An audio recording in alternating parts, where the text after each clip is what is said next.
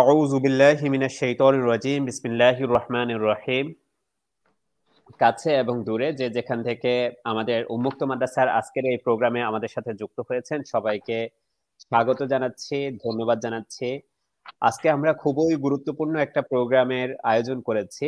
ঈদের আগে রমাদানের একেবারে শেষ মুহূর্তে আমাদের যেই বিষয়গুলো নিয়ে বাংলাদেশে আলোচনা হচ্ছে, এই ধরনের একটা বিষয় নিয়ে আজকে আমরা আমাদের আয়োজন করেছি। সারা বিশ্বে একই দিনে ঈদ উদযাপন করাটা কতটুকু শরিয়া সম্মত এবং কতটুকু আহ এই বিষয়ে বিভিন্ন আলাপ আছে, আমাদের বিভিন্ন মতানৈক্য আছে। এই বিষয়গুলোকে আজকে আমরা একটু বোঝার চেষ্টা করব ইনশাআল্লাহ, যতটুকু আমাদের সম্ভব হয়। আমাদের সাথে উপস্থিত আছেন আজকে আমাদের মেহমানরা সবাই আমাদের সাথে উপস্থিত আছেন আলহামদুলিল্লাহ। আহ, আমাদের সাথে উপস্থিত আছেন প্রফেসর ডক্টর শফিউদ্দিন মাদানী এবং কর্নেল আশরাফ আদ্দিন এবং প্রফেসর জুবায়ের এহসানুল হক জুবায়ের স্যার, তিনি কিছুক্ষণের মধ্যেই যুক্ত হবেন। আর তিনি ছাড়াও আমাদের আজকে উন্মুক্ত মাদ্রাসার সম্মানিত মাওলানা রুহুল আমিন সাদি হাফিজাহুল্লাহ স্টুডিও স্বাগত জানাচ্ছি। আসসালামু আলাইকুম ওয়া রাহমাতুল্লাহি ওয়া বারাকাতুহু। কেমন আছেন উস্তাদ?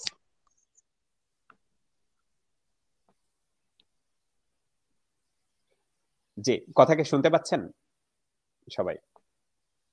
জি, আমি শুনতে পাচ্ছি। জাযাকুমুল্লাহ খাইরান, জাযাকুমুল্লাহ খাইরান। শুরুতে আমরা আমাদের প্রোগ্রামের আলোচনার বিষয়গুলো একটু বলে দেই। সাইমুন সাদি, হযরত আপনার মাইক থেকে একটু আওয়াজ আসছে, এটা কি কোনোভাবেই জি, জাযাকুমুল্লাহ খাইরান। আমাদের প্রোগ্রামের বিষয়টা আমরা সবাই জানি যে সারা বিশ্বে একই দিনে ঈদ উদযাপন শীর্ষক শরিয়া বিশ্লেষণ, এবং এই বিষয়গুলো নিয়ে আমাদের কথা হবে। আমরা শুরুতেই সকলে 10 মিনিট করে কথা বলবেন। 8 মিনিটের সময় আমি আপনাদেরকে স্মরণ করিয়ে দেব। আর এরপরে আবার 5 মিনিট করে আলোচনাগুলোর আবার সারমর্ম আকারে পরবর্তীতে আবার আমরা সুযোগ দেব ইনশাআল্লাহ। প্রথমে 10 মিনিট, এর পরবর্তীতে আবার হচ্ছে 5 মিনিট করে ইনশাআল্লাহ। প্রথমেই স্বাগত বক্তব্য নিয়ে আসার জন্য অনুরোধ করব উন্মুক্ত মাদ্রাসার সম্মানিত মুদির মাওলানা রুহুল আমিন সাদি হাফিজাহুল্লাহকে। ওস্তাদ, আপনার কথা বলার জন্য আপনাকে বিনীত অনুরোধ করছি। আলহামদুলিল্লাহি রাব্বিল আলামিন ওয়াসসালাতু ওয়াসসালামু আলা সাইয়্যিদিনা মুহাম্মাদ ওয়া আলা আলিহি ওয়া আসহাবিহি আজমাইন। সম্মানিত সঞ্চালক, সম্মানিত মেহমানবৃন্দ এবং যারা কাছে এবং দূরে যেসব বন্ধুরা আমাদের সাথে আজকে যুক্ত আছেন, সবাইকে আসসালামু আলাইকুম ওয়া রাহমাতুল্লাহ। অগ্রিম ঈদ মুবারক। আল্লাহ রাব্বুল আলামিন আপনাদেরকে আমাদেরকে সবাইকে সকলের ইবাদতগুলো আল্লাহ কবুল করে নিন, এই দোয়া করে এই প্রত্যাশা থেকে আজকের অনুষ্ঠান শুরু করছি। উন্মুক্ত মাদ্রাসা ইতিমধ্যে অনেকগুলো প্রোগ্রাম করেছে আলহামদুলিল্লাহ। আজকে আমাদের যে সাবজেক্ট সেটা হচ্ছে যে সারা বিশ্বে একই দিনে ঈদ উদযাপন শরিয়ার বিশ্লেষণ শীর্ষক আলোচনা। আলহামদুলিল্লাহ, আমরা এখানে অনেক মুআজ্জাজ মেহমানদেরকে পেয়েছি, ওনাদের কাছ থেকে আমরা মূল্যবান আলোচনা শুনবো। আমরা মূলত এখানে আলোচনার জন্যই নিয়ে আসা, এখানে আমরা কোনো সিদ্ধান্ত বা এই ধরনের কিছু দিব না, কিন্তু আমরা সকলের কাছ থেকে শুনবো, জানার চেষ্টা করবো ইনশাআল্লাহ। তো আমি সবাইকে আমাদের সাথে শেষ পর্যন্ত যুক্ত থাকার জন্য অনুরোধ জানিয়ে আমার স্বাগত বক্তব্য এখানে শেষ করছি। আসসালামু আলাইকুম রহমতুল্লাহ। জাযাকুমুল্লাহ ওস্তাদ রুহুল আমিন সাদি হাফিজাহুল্লাহ। এই পর্যায়ে আমি আমাদের আজকে কথা বলার জন্য অনুরোধ করব। আমাদের এখন প্রত্যেক বক্তা আমাদের 10 মিনিট করে সময় পাবেন, এর পরবর্তীতে সবার কথা শেষ হলে আবার 5 মিনিট করে কথা বলবেন ইনশাআল্লাহ। এখন একই দিনে সারা বিশ্বে রমাদান করা যাবে কিনা এই বিষয়ে আলোচনা করে নিয়ে আসার জন্য অনুরোধ করছি প্রফেসর ডক্টর শফিউদ্দিন মাদানী হাফিজাহুল্লাহকে। আসসালামু আলাইকুম ওয়া রাহমাতুল্লাহি ওয়া বারাকাতুহু। আলহামদুলিল্লাহ ওয়াসসালাতু ওয়াসসালামু আলা রাসূলিল্লাহ। আজকের এই সারা বিশ্বে একই দিনে ঈদ উদযাপন শরিয়া বিশ্লেষণ শীর্ষক আলোচনা সভায় উপস্থিত উন্মুক্ত মাদ্রাসা এর মুদির মাওলানা রুহুল আমিন সাদি হাফিজাহুল্লাহ, আর উপস্থিত রয়েছেন বরেণ্য একজন ব্যক্তিত্ব, শিক্ষাবিদ colonel Ashraf Aldin, principal international talent care academy.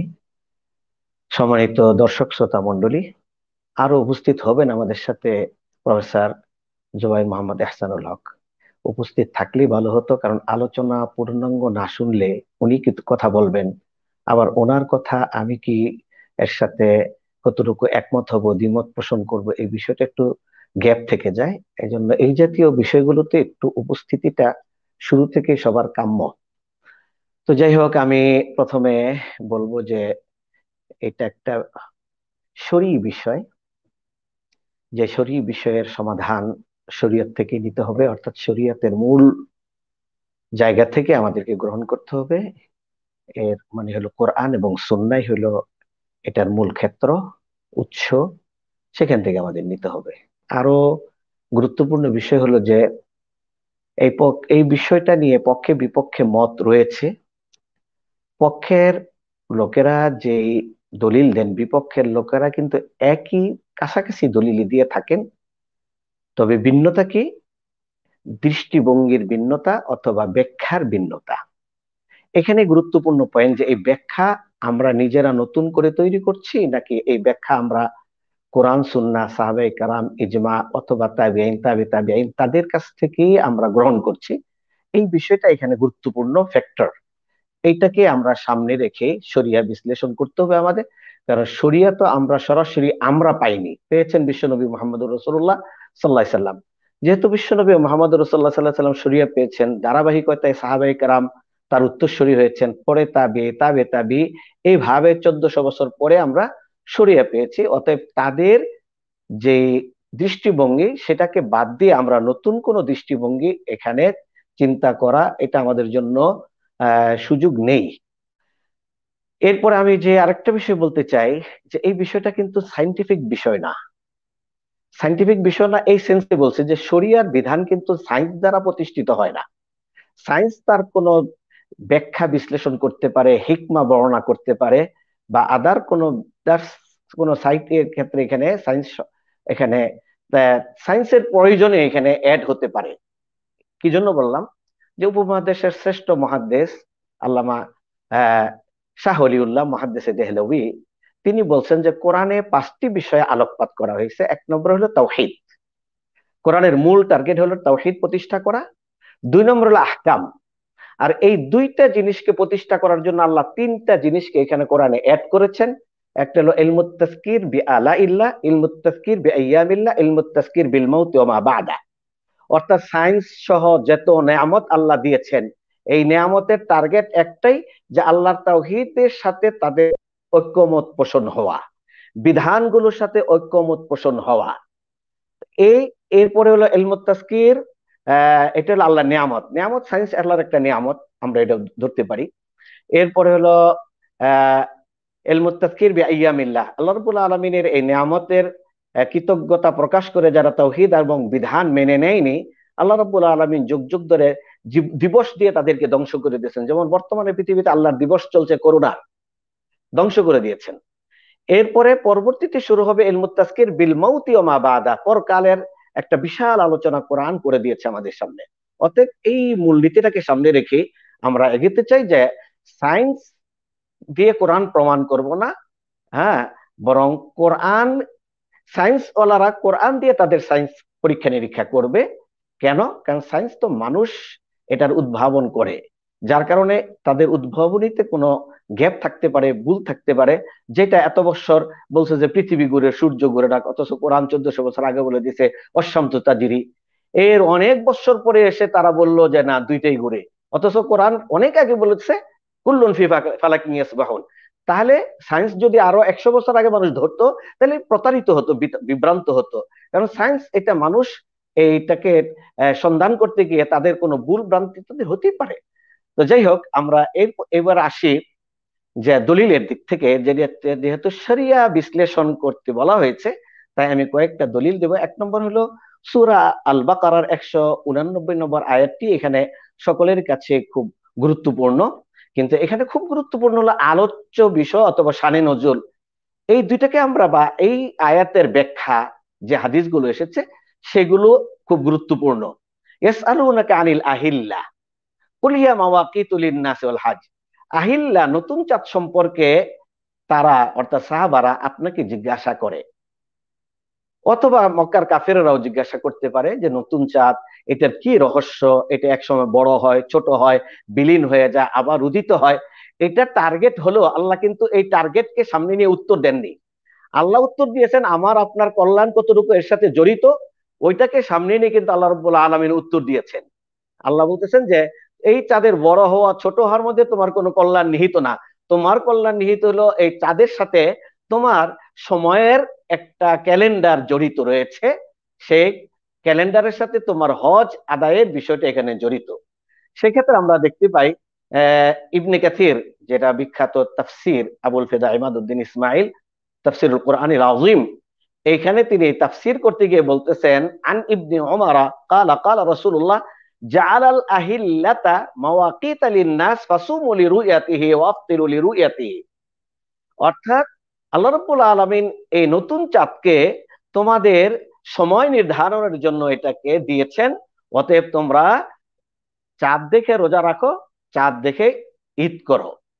Fine গুম্মা আলাইকুম ফাকমিলুল ইদ্দাতা অথবা ফাউদ্দু 30 ইয়াওমান, চাঁদ যদি কোনো কারণে মেঘমালার নিচে লুকিয়ে থাকে তাহলে তোমরা 30 দিন পূর্ণ করো।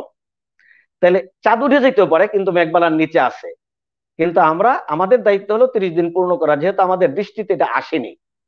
এখন এখানে কিন্তু রুয়াতুল হিলাল, এখানে দুইটা জিনিস আমরা বলতে পারি। একটা জিনিস হলো রুয়াতুল হিলালটা আমরা সচক্ষে দেখব, অথবা কোন ধরনের যন্ত্র ব্যবহার করে আমরা দেখতে পারি, যেহেতু যন্ত্র এটা সায়েন্সেরই একটা আবিষ্কার, এটা আমাদের জন্য নিয়ামত, এটা দিয়ে আমরা দেখতে পারি। যে কোনো মূল্যে দেখাটাই ইসলাম এখানে গুরুত্বপূর্ণ করে দিয়েছে। কিন্তু এটাকে যদি আমরা ওই জ্যোতির্বিদ্যার মধ্যে নিয়ে এটা কখন জন্মায় কখন এটা বিলীন হয়ে যায় ওই তাহকিকে নিয়ে যায়, তাহলে কিন্তু এখানে শরিয়া দলিল হবে না। কেন দলিল হবে না? কারণ জ্যোতির্বিদ্যাটা ইসলামের বিধানের জন্য কোনো দলিল হিসাবে এখানে কেউ ডিক্লার করেননি, ঘোষণা করেননি এবং গ্রহণ করেননি।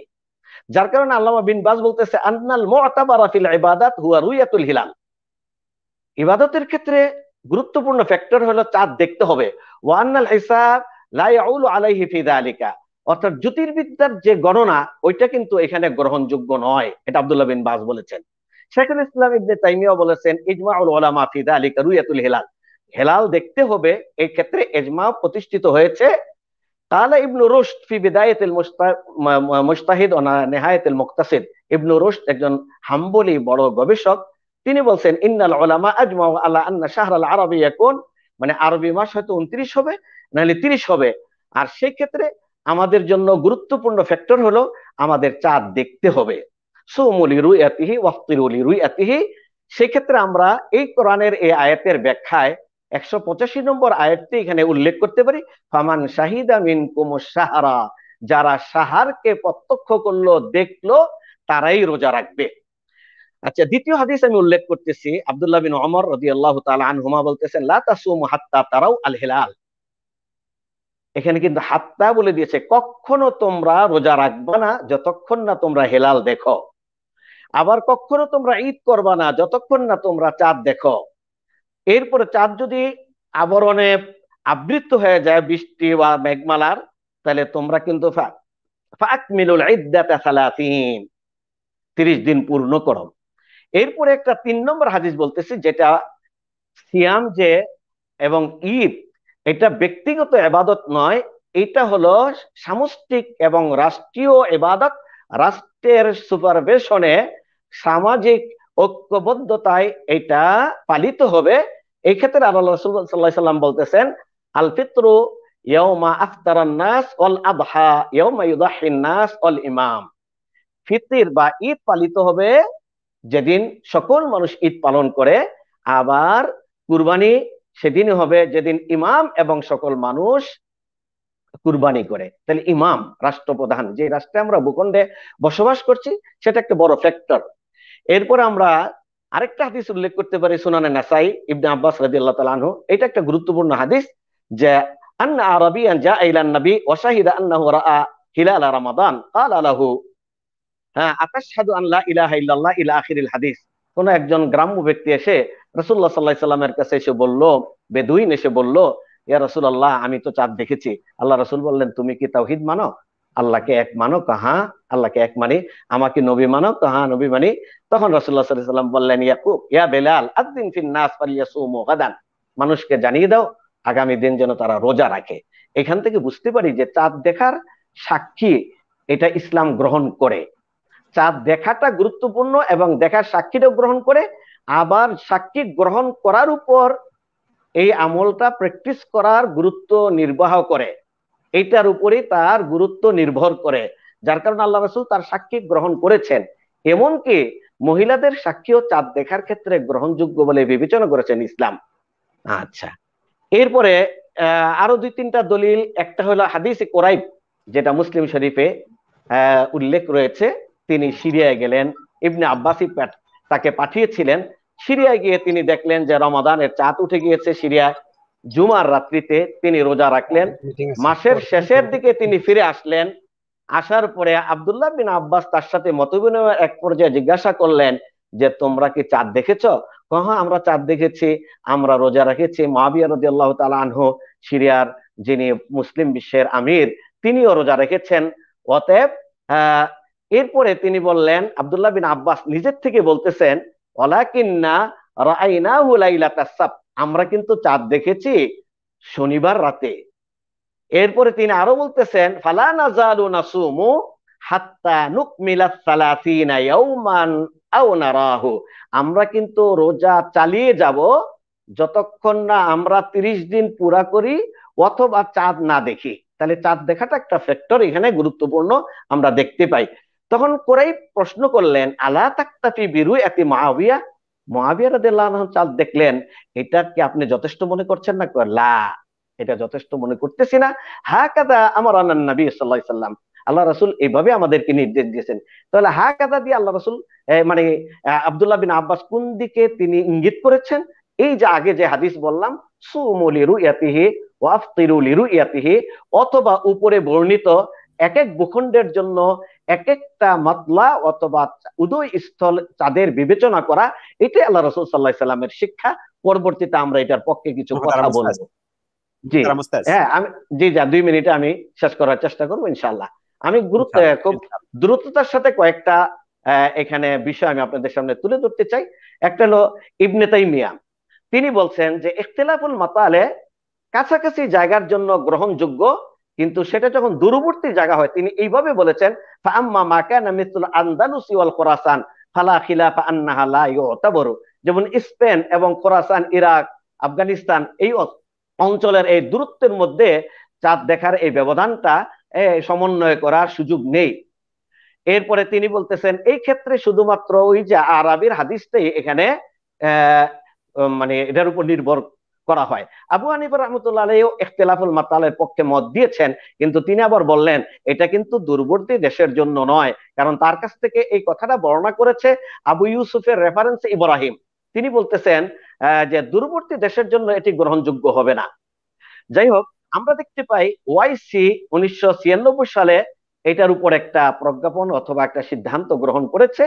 এটা মুজমাউল ফিকহ, যেটা সেখানে আব্দুল্লাহ বিন বাজ এর সভাপতিত্বে এটা হয়েছে। কিন্তু আব্দুল্লাহ বিন বাজ শেষ পর্যন্ত গিয়ে তিনি বললেন যে এটা করতে না পারলে উম্মার যে বড় কোনো ক্ষতি হয়ে যাবে এমন কিন্তু না, এটা করতে পারলে করা যেতে পারে, কিন্তু এটা করতে না পারলে উম্মার কোনো ক্ষতি হবে এরকম না। এরপরে তিনি বললেন যে এটা ক্ষতি ছাড়াই তো 1400 বছর চলে গেল, তাহলে এটা করা খুব জরুরি না, এটাই তিনি বুঝাই দিলেন। এরপরে আমি আরো কিছু এখানে যুক্তি উপস্থাপন করতে চাই যে ইসলামের বিধানগুলো কিছু আছে যেটা রাষ্ট্রের সুপারভিশনে পালিত হয়, যেমন কিসাস, হুদুদ, এগুলো কিন্তু ইন্ডিভিজুয়াল ব্যক্তিরা কায়েম করতে পারবে না, এটা কায়েম করতে গেলে রাষ্ট্রীয় ভাবে তার তত্ত্বাবধানই করতে হবে। অতএব আমরা চাঁদ দেখাটা, রোজা রাখাটা আল্লাহ রাসূল হাদিসে বলে দিয়েছেন যেহেতু, অতএব এটা রাষ্ট্রীয় সুপারভিশন লাগবে। যাকাত আদায় অবশ্যই পুঙ্খানুপুঙ্খ যথাযথ জাকাত আদায় করতে গেলে রাষ্ট্রীয় সুপারভিশন লাগবে, যেটা আমরা আবু বকর সিদ্দিক রাদিয়াল্লাহু আনহু যোগে দেখেছি। হজ আদায় রাষ্ট্রীয় সুপারভিশন লাগবে, কারণ আমিরুল হজ অথবা রাষ্ট্রপ্রধান ঘোষণা করবে হজ হবে অমুক তারিখে, তিনি উপস্থিত থাকবেন। জিহাদ করা এটা রাষ্ট্রীয় সুপারভিশন লাগবে, ইমামের নেতৃত্ব লাগবে। এমনি ভাবে সিয়াম এবং ঈদ পালন রাষ্ট্রীয় এবং সমাজের গ্রহণযোগ্যতা অপরিহার্য। এরপর আমরা আরো বলতে চাই যে ব্যক্তিগতভাবে চাঁদ দেখলে রাষ্ট্র যদি তা গ্রহণ না করে, তাহলে কিন্তু ব্যক্তি রোজা চালিয়ে যাবে, রাষ্ট্রের সাথে ঈদ করবে, এককভাবে ঈদ করার কোনো সুযোগ নেই। আরো উল্লেখ করা যেতে পারে রাষ্ট্র যদি তার সাক্ষী গ্রহণ না করে অথবা তার সাক্ষী গ্রহণ করে রোজা অথবা পার্শ্ববর্তী রাষ্ট্রের একতেলাফ মাতালের আলোকে যদি রোজা পালন না করে তাহলে গুনাহগার হবে না সে, এটা রাষ্ট্রের উপর বর্তাবে। এরপরে সর্বশেষ যে পয়েন্টের উপর আমি কথা বলি যে চাঁদ দেখা রোজা রাখা, এটাও আল্লাহ রসুলের কথা। আবার ঈদ পালন করবো চাঁদ দেখে, এটাও আল্লাহ রসুলের কথা। অতএব সমন্বয় করে আমাদেরকে বিধান যদি আমরা পালন করি সেটাই হবে আমাদের জন্য গুরুত্বপূর্ণ। অতএব আমি এই পর্যন্ত বলে ক্ষান্ত হয়েছি। অনেকগুলো দলিল ছিল, সাহাবায়ে কেরামের যুগে পালিত হয়, ইখতিলাফুল মাতালে নির্ভরযোগ্য হয়নি, আল্লাহ রসুলের যুগে হয়নি, তাবিঈনের যুগে হয়নি, এরপরে বর্তমান যুগ পর্যন্ত হয়নি। এটা আরো অনেকগুলো দলিল আছে, 10টা 12টা। এটা ইনশাল্লাহ প্রয়োজন হলে সাথে অ্যাড করবো ইনশাল্লাহ। জি ধন্যবাদ মোহতারাম। ইনশাল্লাহ আমাদের সবাই আবার পরে 5 মিনিট করে সময় পাবেন, তো এর জন্য আমরা চেষ্টা করবো যে 10 মিনিটের মধ্যে শেষ করতে ইনশাল্লাহ। জাযাকুমুল্লাহ খাইরান ওস্তাদ, চমৎকার ভাবে বলেছেন। এই পর্যায়ে আমাদের ঈদ কি একদিনে এই করা উচিত কিনা, অথবা হচ্ছে এই বিষয়টা নিয়ে ঈদ একদিনে একই দিনে ঈদ করা বিষয়ে এখন কথা বলার জন্য বিনীত অনুরোধ করব কর্নেল আশরাফ আদ-দ্বীন হাফিজাহুল্লাহ স্যারকে। স্যার, আপনার কথা বলার জন্য অনুরোধ করছি। এবং এখন 21 আমরা ইনশাল্লাহ 30 এর মধ্যে 10 মিনিটের অথবা 11 মিনিটের মধ্যে ইনশাল্লাহ শেষ করবো স্যার, মানে প্রথম পর্বটা।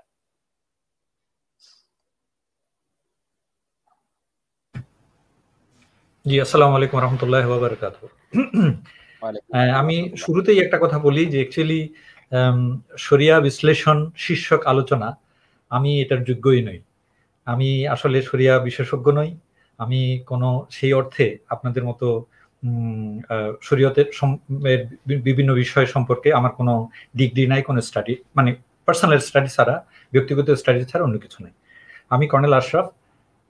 আমি ইংলিশ মিডিয়াম স্কুলের প্রিন্সিপাল হিসেবে কাজ করেছি গত 12-14 বছর। এখন এডুকেশন নিয়ে কাজ করছি।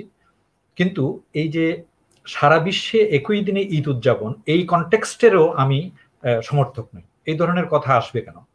যেমন চাঁদ নিয়ে আলোচনা যখন আমরা করতে যাই তখন লোকজনে কয়েকটা প্রশ্ন করে, উদ্ভট প্রশ্ন, যে আমরা আমাকে সৌদি আরবের সাথে ঈদ করবো নাকি? সৌদি আরবের সাথে একই দিনে আমাদের ঈদ হবে? ভাই, এখানে সৌদি আরব আসলো কেন? আমি ঠিক ওইভাবে আলোচনা করতে চাই না। 2 নম্বর হলো, সারা পৃথিবীতে কি একদিনেই ঈদ করা সম্ভব? আমি সম্ভব না অসম্ভব সেটার মধ্যেও যেতে চাই না। আমার কতগুলো আছে, যেমন মনে করেন, আমি মনে করি যে চাঁদটা হচ্ছে একটা ক্যালেন্ডার। কোরআনেই আল্লাহ বলেছেন চাঁদ এবং সূর্যকে উনি একটা নির্ঘণ্ট হিসেবে তৈরি করে রেখেছেন। ওরা চলছে, ওরা থেমে নেই। এবং এই জিনিসটা বেঁধে দেওয়া, টাইমিংটা এমনভাবে বেঁধে দেওয়া যে মানুষ যখন ক্যালেন্ডার তৈরি করে তখন দেখা যায় যে ওই বছরে, সারা বছরে 4 বছর মিলিয়ে সূর্য কয়দিন পিছিয়ে যায় সেটাও হিসাব করা আছে, সেটারও আবার কারেকশন করা আছে, একইভাবে চাঁদের জন্য। So it is a calendar. আমি যেটা করি। 2 নম্বর হলো রাষ্ট্রের সীমারেখা। যে আগের বক্তা যিনি বললেন, সম্মানিত বক্তা, যে রাষ্ট্রের, এখন রাষ্ট্র আগে পাকিস্তান ছিল, করাচিতে চাঁদ দেখে গেলে আমরা পূর্ব পাকিস্তানে চাঁদ রেখেছি। তারপর এখন মনে করেন ওসমানিয়া খেলাফতের সময় এক প্রান্তে দেখা গেল, আরেক প্রান্তে রেখেছে। তারপর এখন ওই আমাদের শত্রুরা আমাদের খেলাফতকে ভেঙে ভেঙে টুকরা টুকরা টুকরা টুকরা করে দিছে। এখন আমার এই বর্ডারে, আমার এখানে দেখা গেল আমি ঈদ করতেছি, আমার এই বর্ডারের ওই পারে দেখা যায় নাই, ওরা ঈদ করছে না। এটা নয়। অ্যাকচুয়ালি এই রাষ্ট্রের সীমারেখা বলে কোনো কিছু নাই। যেখানে বলা হয়েছে তোমরা, এই তোমরাটা কিন্তু উম্মা, তোমরা কিন্তু সমগ্র বিশ্বের মানুষ। মানে আমি এইভাবে বিশ্বাস করে আমি কথাগুলো করছি। বিজ্ঞান এবং ধর্মকে আমি মুখোমুখি দাঁড় করাতে রাজি না। বিজ্ঞান এবং ধর্মকে মুখোমুখি দাঁড় করিয়ে প্রতিযোগিতার মধ্যে কথা বলবো, সেটা নয়। দুইটাই বিশেষ জ্ঞান। এই যে মুরব্বী বলেছেন সায়েন্টিফিক, মানে কি বলে, জ্ঞান বিজ্ঞান হলো আল্লাহর নিয়ামত, এই কথা উচ্চারণ করেছেন। তা আল্লাহর নিয়ামত হলে এটার সাথে তো অন্য কোনো রকম সংঘর্ষ হওয়ার কথা না। পৃথিবীতে যত ভালো জিনিস আছে সব ইসলাম, যত ভালো জিনিস আছে সব ইসলাম। সো বিজ্ঞানীও যদি কোনো জিনিস হয়, it's all Islam, there is no problem. জ্ঞান বিজ্ঞানের সো আমি আবার শুধুমাত্র যুক্তি দিয়ে ইসলামের বিধানকে নির্ধারিত করা যাবে না।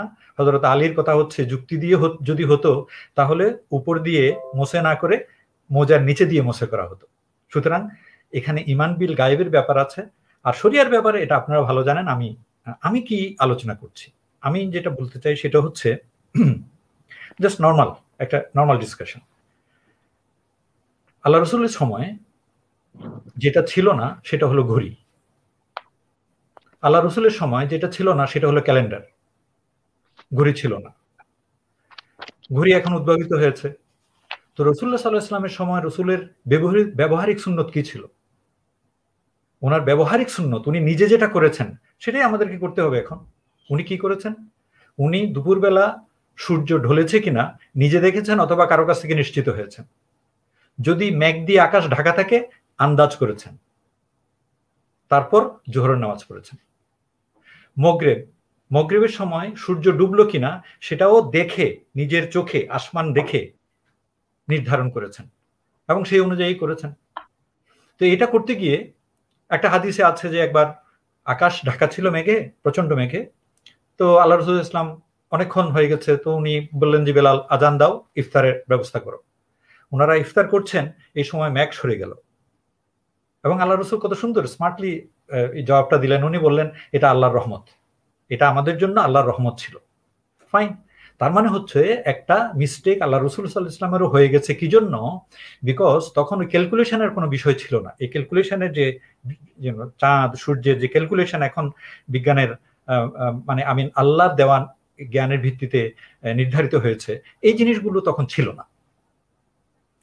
কিন্তু আপনি দেখেন কোরআন শরীফে যেখানে বলা হয়েছে সাদা রেখা থেকে কালো রেখা পৃথক হয়ে যাওয়া পর্যন্ত তোমরা পানাহার করো, এটা কোরআনের আয়াত, এটা কোরআনের নির্দেশ, আমাকে মানতেই হবে।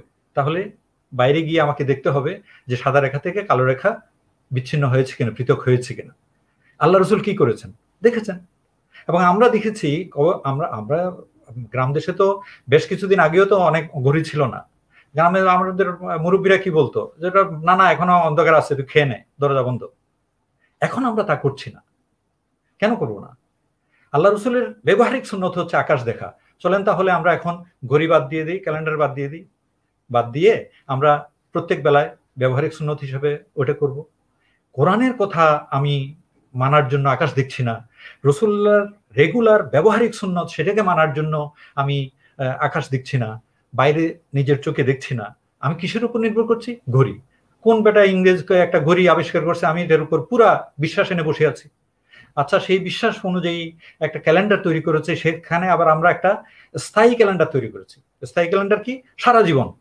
এখন রাত্রিবেলা আমি ঘর থেকে বাইরে হচ্ছি না, লকডাউনের সময় তো একেবারে বাইরে হচ্ছি না। তো সেই সময় হলো কিনা ঘড়ি দেখে ঠিক 4:17 আমি অফ করে দিলাম। অথচ যখন দৃষ্টি দিয়ে দেখা হয়েছে তখন কি 4:17-তে সবাই সেরি শুরু করেছিল বা বন্ধ করেছিল? করতে পারে নাই, বিকজ যার যার কেয়াজ অনুযায়ী এই ধরনের ছিল। এটাকে আমি বলতে চাচ্ছি যে দুইটা জিনিস আছে।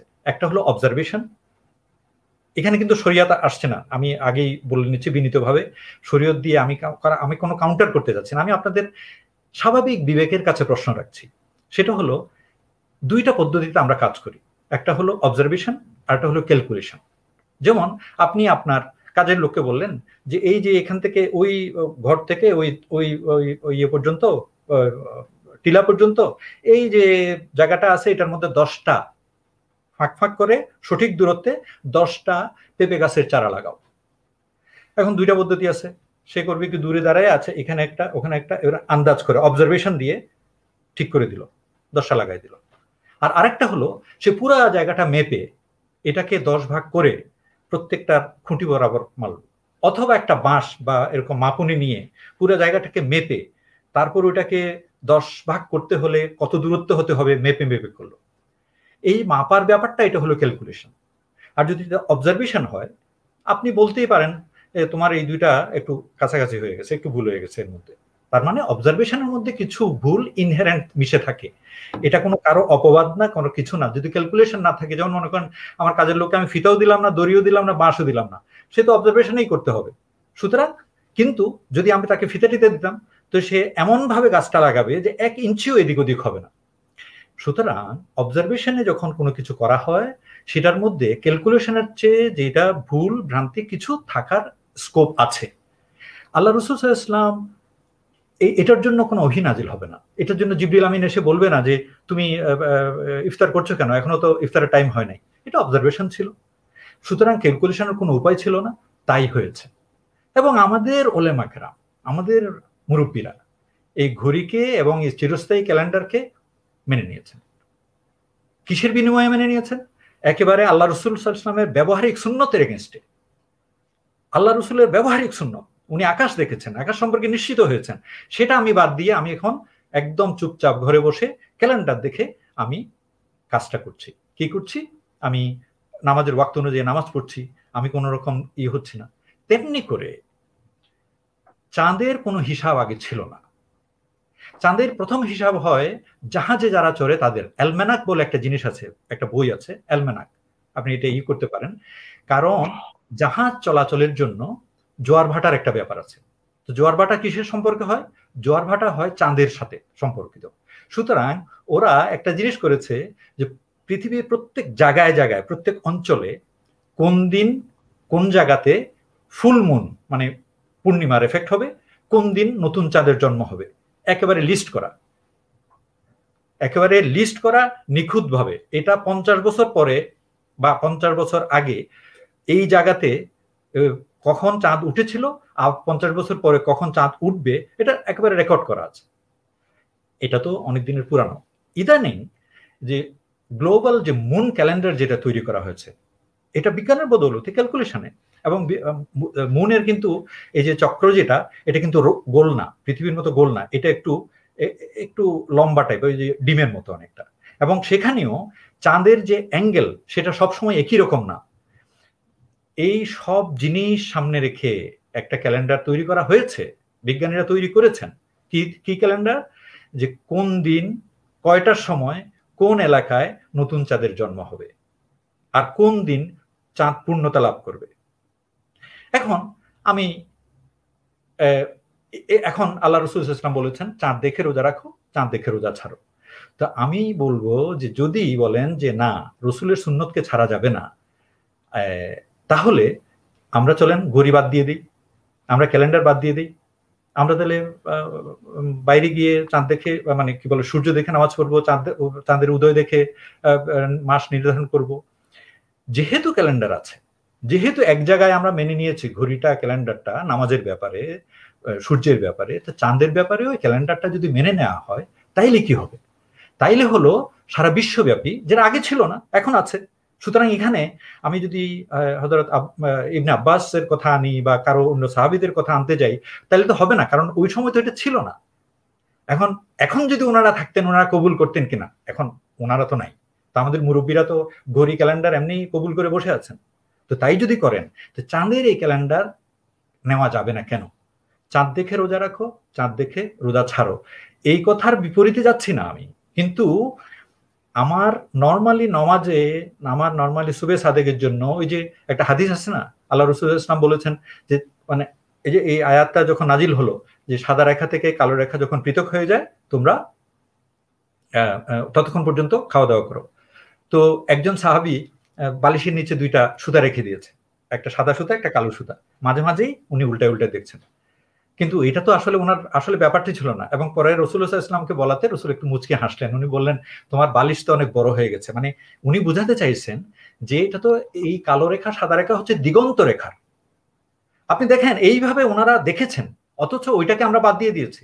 কিসের উপর ভিত্তি করে? ক্যালেন্ডারের উপর ভিত্তি করে। সুতরাং আমি বলবো যে বেসিক্যালি এটা একটা ক্যালেন্ডার, এবং আমাদেরকে বুঝতে হবে চাঁদ দিয়ে আর কিছু হয় না। চাঁদ কিন্তু লক্ষ লক্ষ মাইল দূরে। এটা আমার বাড়ির পাশে উঠলো চাঁদ, কেউ দেখলো না, ব্যাপারটা তা না। সমগ্র পৃথিবীর জন্য চাঁদ যখন উঠে, যদি কেউ বলে যে চাঁদ দেখা গেছে, তার মানে হলো চন্দ্রমাস শুরু হয়ে গেছে।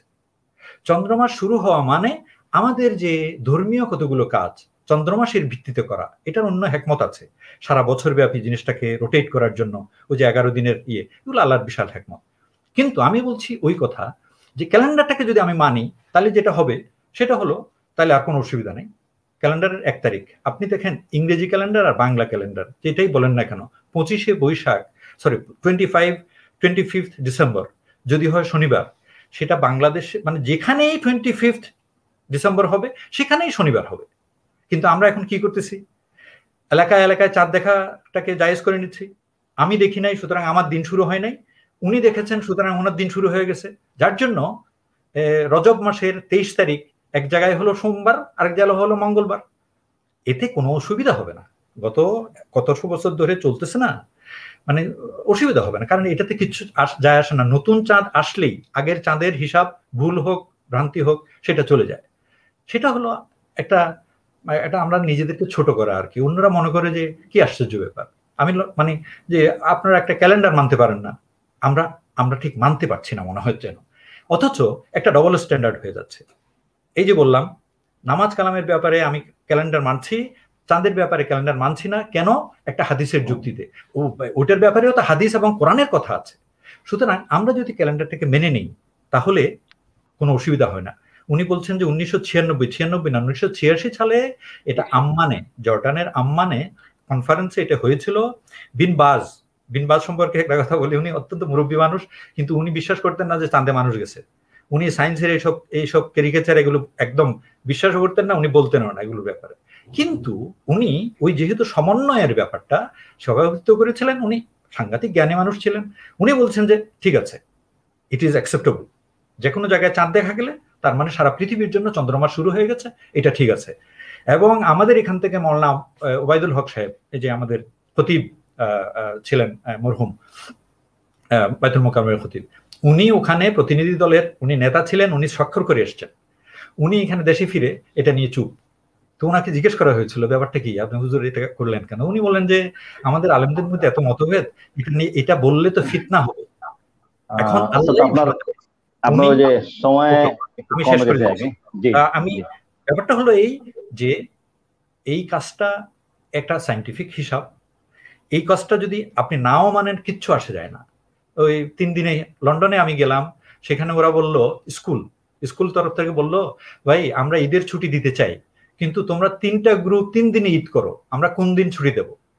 এগুলো আসলে ইন্টেলেকচুয়ালি একটা লজ্জার ব্যাপার। এর মধ্যে কোনো শরীয়ত আনছি না, কোনো কিছুকে ছোট করা হচ্ছে না, কোনো কিছুকে বাদ দেওয়া হচ্ছে না। আমি বলছি সামান্য একটা হিসাব আমরা করতে পারবো না কেন? শেষ কথাটা বলি, যেমন মনে করেন 29 দিনে হলো 29.5 দিনে হলো একটা চন্দ্রমাস, চাঁদের বয়স হলো 29.5 দিন, যার জন্য কোনো মাস 29 কোনো মাস 30 অ্যাডজাস্ট করার জন্য করা হয়। এটার অর্ধেক হলো 14 বেশি, তার মানে পূর্ণিমা যেদিন, পূর্ণিমার চাঁদ যেদিন আকাশে দেখা যায় সেদিন কি? সেদিন তারিখ, চাঁদের তারিখ, চাঁদ বলতেছে আমার বয়স 14 দিনের বেশি। আপনি আমাদের হিসাব মোতাবেক পত্রিকাগুলো খুলে দেখেন, যেদিন পূর্ণিমা লেখা আছে আজকে পূর্ণিমা, ওখানে লেখা আছে চন্দ্রমাসের তারিখ 13 তারিখ অথবা 12 তারিখ। কিভাবে হয়? চাঁদ বলতেছে আমার বয়স 14 দিন, আর আপনি বলছেন আপনার হিসাবে, যেহেতু আপনি শুরুতেই একদিন মিস্টেক করে ফেলছেন, ওই যে নতুন চাঁদ দেখেন নাই, আপনি বলতেছেন যে এটা 14 দিন, এর বয়স 14 দিন না 13 দিন। আমরা একদিন পিছিয়ে আছি। এখান থেকে সবকিছু নামাজ কাম সবকিছু আমাদের পরে হয় সৌদি আরবে, আর ঈদের ব্যাপারে ঈদটা আগে হয়। সবাইকে বুঝাতে পারলাম না যে টেলিভিশনে দেখা যাচ্ছে ভাই ওরা আরাফাতে বসে আছে, আপনারা বলতেছেন আজকে 9 জিলহজ, ওরা বলতেছে 9 জিলহজ, আপনি বলছেন 8ই জিলহজ। এখন অন্যভাবে এটাকে অ্যাডজাস্ট করার চেষ্টা করা হচ্ছে, না আরাফাত দিনের রোজা, ওটা তারিখের কোনো ব্যাপার নাই। আসলে মূল হচ্ছে আমরা যে দাজিদি ছেড়ে দিয়ে, এটা কোনো শরীয়তি ব্যাপার না, এতে করে শরীয়ত ধ্বংস হয়ে যাবে না। একদিনে ঈদ করার কথা দিয়ে বা সৌদি আরবকে ফলো করা দিয়ে এগুলোকে গ্রুপিং করা সঠিক হবে না।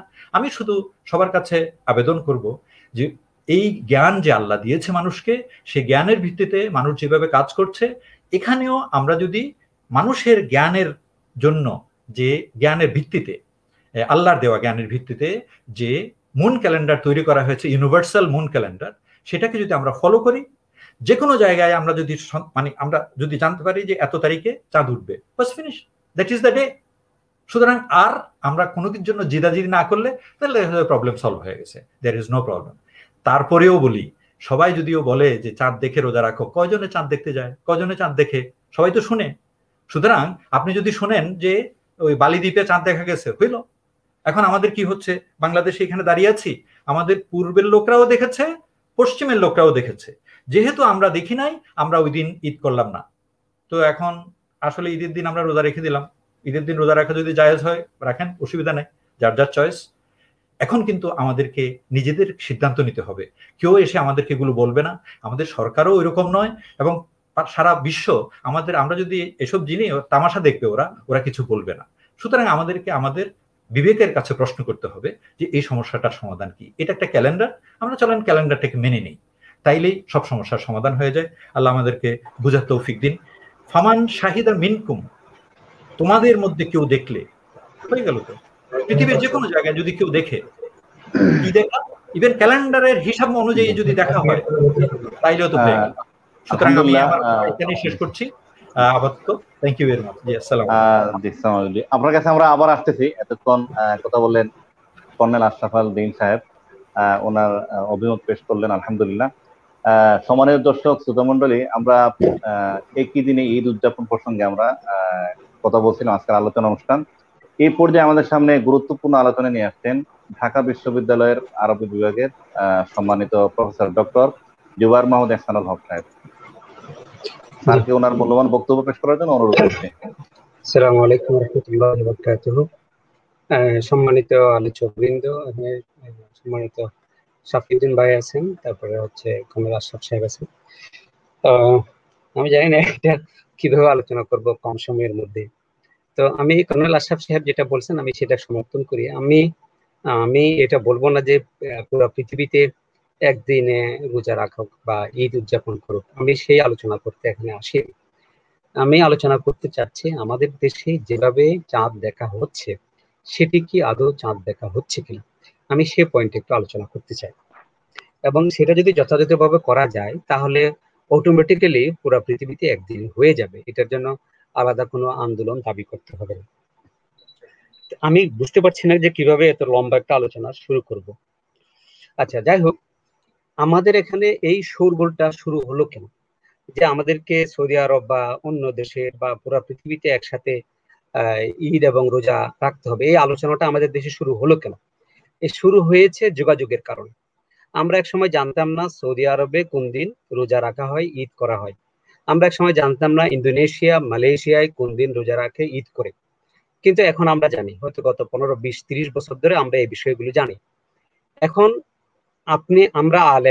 আমরা আমাদের আলেম সমাজ যারা আছেন তাদেরকে জনগণের প্রশ্নের জবাব দিতে হবে যে, সম্মানিত আলেম, আমাদের পূর্বের দেশ ইন্দোনেশিয়া এবং মালয়েশিয়া একদিন আগে ঈদ এবং রোজা পালন করে, আমাদের পশ্চিমের দেশ সৌদি আরব একদিন আগে রোজা পালন করে, আমরা মাঝখান থেকে কেন একদিন পরে করব? এর যৌক্তিক উত্তর আপনাকে দিতে হবে। সুমু লিরুয়াতিহি ওয়া আফতিরু লিরুয়াতিহি, এই হাদিসের আলোকে আপনাকে এটা বুঝিয়ে দিতে হবে যে আমরা যদি চাঁদ না দেখি তাহলে আমাদের পূর্বের দেশ ইন্দোনেশিয়া, মালয়েশিয়া তারা কিভাবে দেখলো, তারা কিভাবে একদিন আগে ঈদ এবং রোজা করলো, আর আমাদের পশ্চিমের দেশও তো। মাঝখানে আমরা অনেকে মজা করে বলে, তাহলে পৃথিবী কি মঙ্গল গ্রহের একটা, পৃথিবীর মাঝে মঙ্গল গ্রহের একটা ছিটমহল কি বাংলাদেশ আর উপমহাদেশ, যে এখানে শুধু একটা ব্যতিক্রমী দিনে ঈদ রোজা হয়? এই প্রশ্নগুলি আসবে, এর জবাব দিতে হবে এবং সেটা যৌক্তিকভাবে।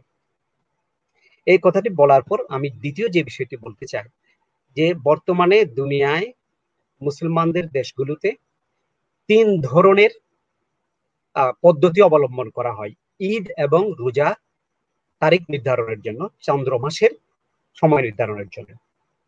আর প্রথমে আরেকটা কথা বলে নেই সবার জন্য, চাঁদের সাথে কোনো ইবাদতের সম্পর্ক নেই।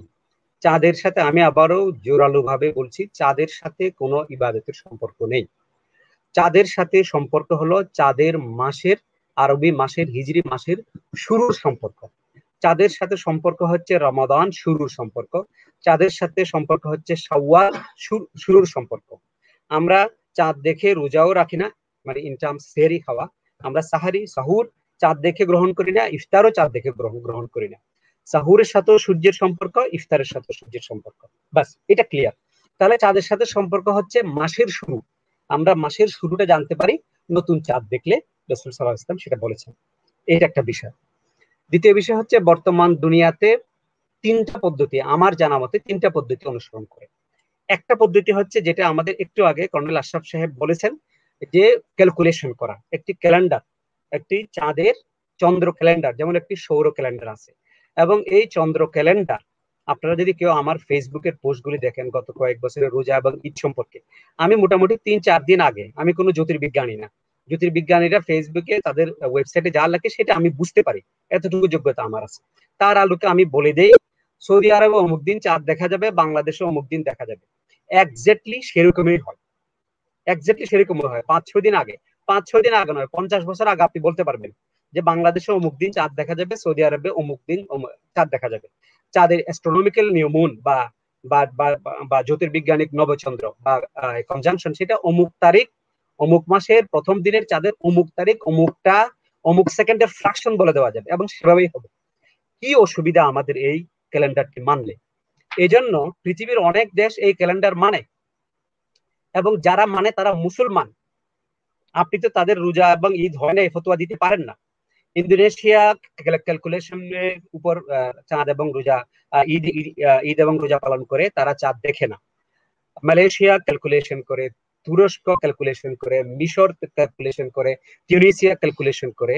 এরকম পৃথিবীর মোট 9টি মুসলিম দেশ পাওয়া যায় যারা পিওরলি ক্যালকুলেশনের উপরে রোজা এবং ঈদ পালন করে, মানে চন্দ্র ক্যালেন্ডার, চাঁদ দেখার সাথে তার কোনো সম্পর্ক নেই।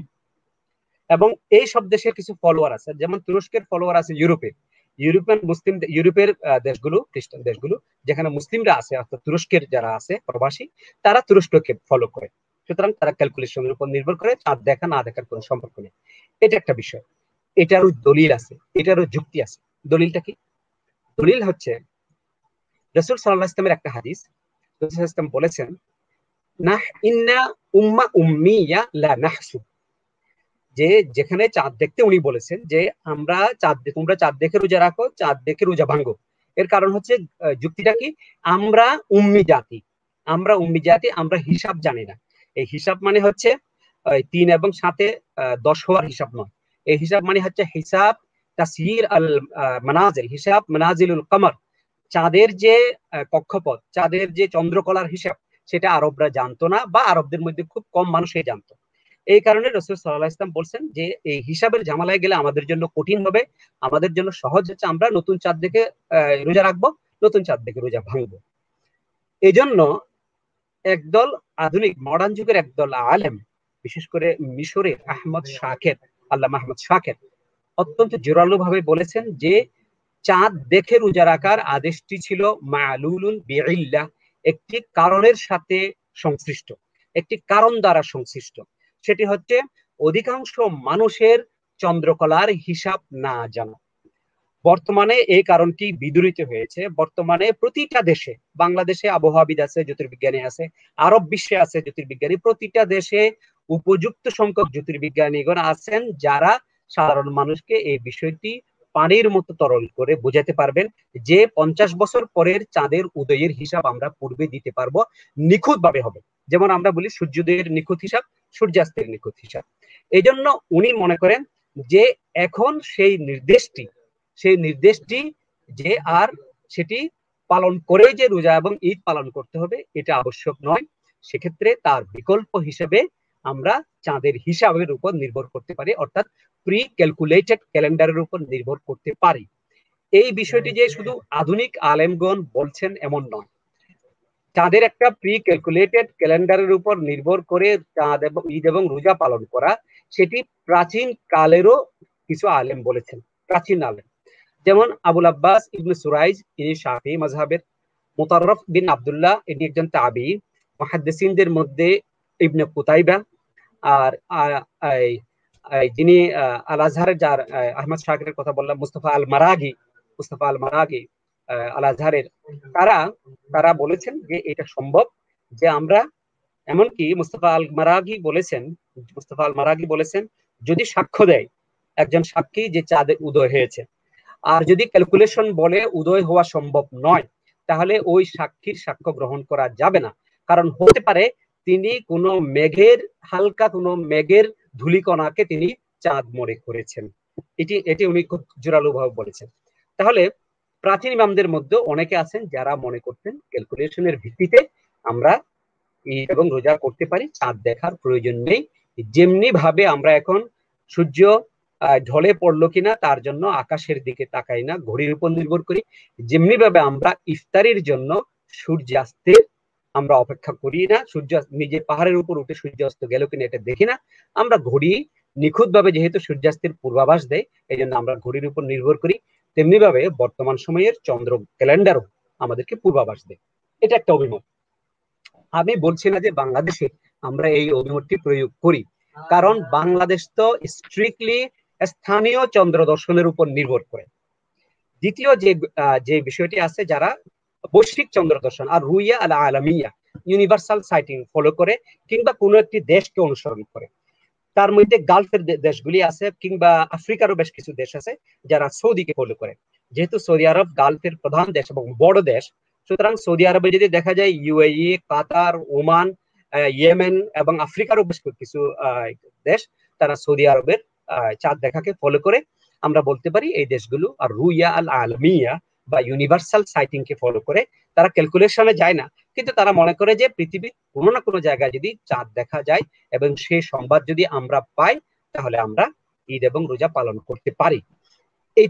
এটিও অত্যন্ত জোরালো দলিলের উপর নির্ভরশীল। এর অনেক জোরালো দলিল আছে এবং এর দলিল হচ্ছে প্রায় প্রতিটি মাযহাবে, হানাফি মাযহাব, শাফি মাযহাব, মালিকি মাযহাব, প্রায় প্রতিটি মাযহাবে এই বিষয়টিকে স্বীকার করা হয়েছে। যেমন হানাফি মাযহাবের কিতাবগুলিতে বলা আছে যে ইখতিলাফুল মাতালে গায়র মুতাবার, ইখতিলাফুল মাতালে গায়র মুতাবার আলাল মাযহাব, আলাল মাযহাব, মাযহাবের ফতোয়ার আলোকে ইখতিলাফুল মাতালে গ্রহণযোগ্য নয়। অর্থাৎ যেই দেশে যেদিন চাঁদ দেখা যাবে সেই দেশে সেদিন ঈদ এবং রোজা করবে, এটা এটা এটা এটা কোনো মুতাবার নয়, এটা গ্রহণযোগ্য নয়। ওয়া আলাইহি আকসারুল মাশায়েখ ওয়া আলাইহিল ফতোয়া, এর উপরে হচ্ছে অধিকাংশ মাশায়েখ এবং এর উপরে ফতোয়া। ফায়ালজিমু আহলাল মাশরিক বিরুয়াতি আহলিল মাগরিব, তাহলে পূর্ব দেশের অর্থাৎ আহলুল মাশরিক প্রাচ্যের অধিবাসীরা রোজা শুরু করবে বিরুয়াতি আহলিল মাগরিব, পাশ্চাত্যের অধিবাসীদের দেখার কারণে। অর্থাৎ পাশ্চাত্যের অধিবাসীরা যদি চাঁদ দেখে এবং তার দেখার সেই সংবাদ যদি প্রাচ্যের অধিবাসীদের কাছে সাবেত মানে দৃঢ়ভাবে বা গ্রহণযোগ্য সাক্ষীর মাধ্যমে যায়, তাহলে তারা রোজা রাখবে। এটা হচ্ছে হানাফি মাযহাবের অভিমত। আর এটা মালিকি মাযহাবও এটা এই মত, এবং হাম্বলি মাযহাবও এটা বলা হয়েছে। মালিকি মাযহাবে ইবনে রুশদ বেদায়া এবং বেদায়াতুল মুক্তাসিদ ওয়া নিহায়াতুল মুক্তাসিদ, বেদায়াতুল মুজতাহিদ এটা বলেছেন। হাম্বলি মাযহাবে বলা হচ্ছে ইদা রাআল হিলালা আহলু বালাদিন, ইদা রাআল হিলালা আহলু বালাদিন, কোন একটি শহরের মানুষ যদি চাঁদ দেখে, লাজিমান নাসা কুল্লাহুম আস-সাওম, তাহলে সকল মানুষের উপর রোজা ফরজ হবে। লিআন্নাহু সাবাতা যালিকাল ইয়াউম মিন রমাদান, কারণ ওই দিনটি রমাদানের দিন হিসেবে অলরেডি সাব্যস্ত হয়ে গেছে। এইজন্য আম যে দলিলগুলি আছে সুমু লিরুয়াতিহি ওয়া আফতিরু লিরুয়াতিহি, যে তোমরা চাঁদ দেখে রোজা রাখো, চাঁদ দেখে রোজা ভাঙো, সেগুলিকে হ্যালো কিছু বলছেন? চাঁদ দেখে রোজা রাখো আর চাঁদ দেখে রোজা ভাঙো, সেগুলিকে এখানে যুক্তি হিসেবে উপস্থাপন করা হচ্ছে যে এই যে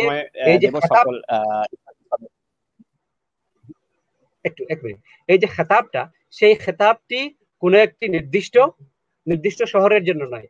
সুমু আহলাল মদিনা, সুমু ইয়া আহলাল মদিনা বিরুয়াতিল হিলাল, সুমু আহলা মক্কা বিরুয়াতিল হিলাল, এই ধরনের নির্দিষ্ট জনগোষ্ঠীর জন্য এই খেতাবটি নয়। আর খেতাব আম, সুতরাং পৃথিবীর মুসলমানদের মধ্যে যে কেউ যদি চাঁদ দেখে, তার সংবাদ যদি অন্য কোনো মুসলিম ভাইয়ের কাছে পৌঁছে, সেটি সে গ্রহণ করতে পারবে।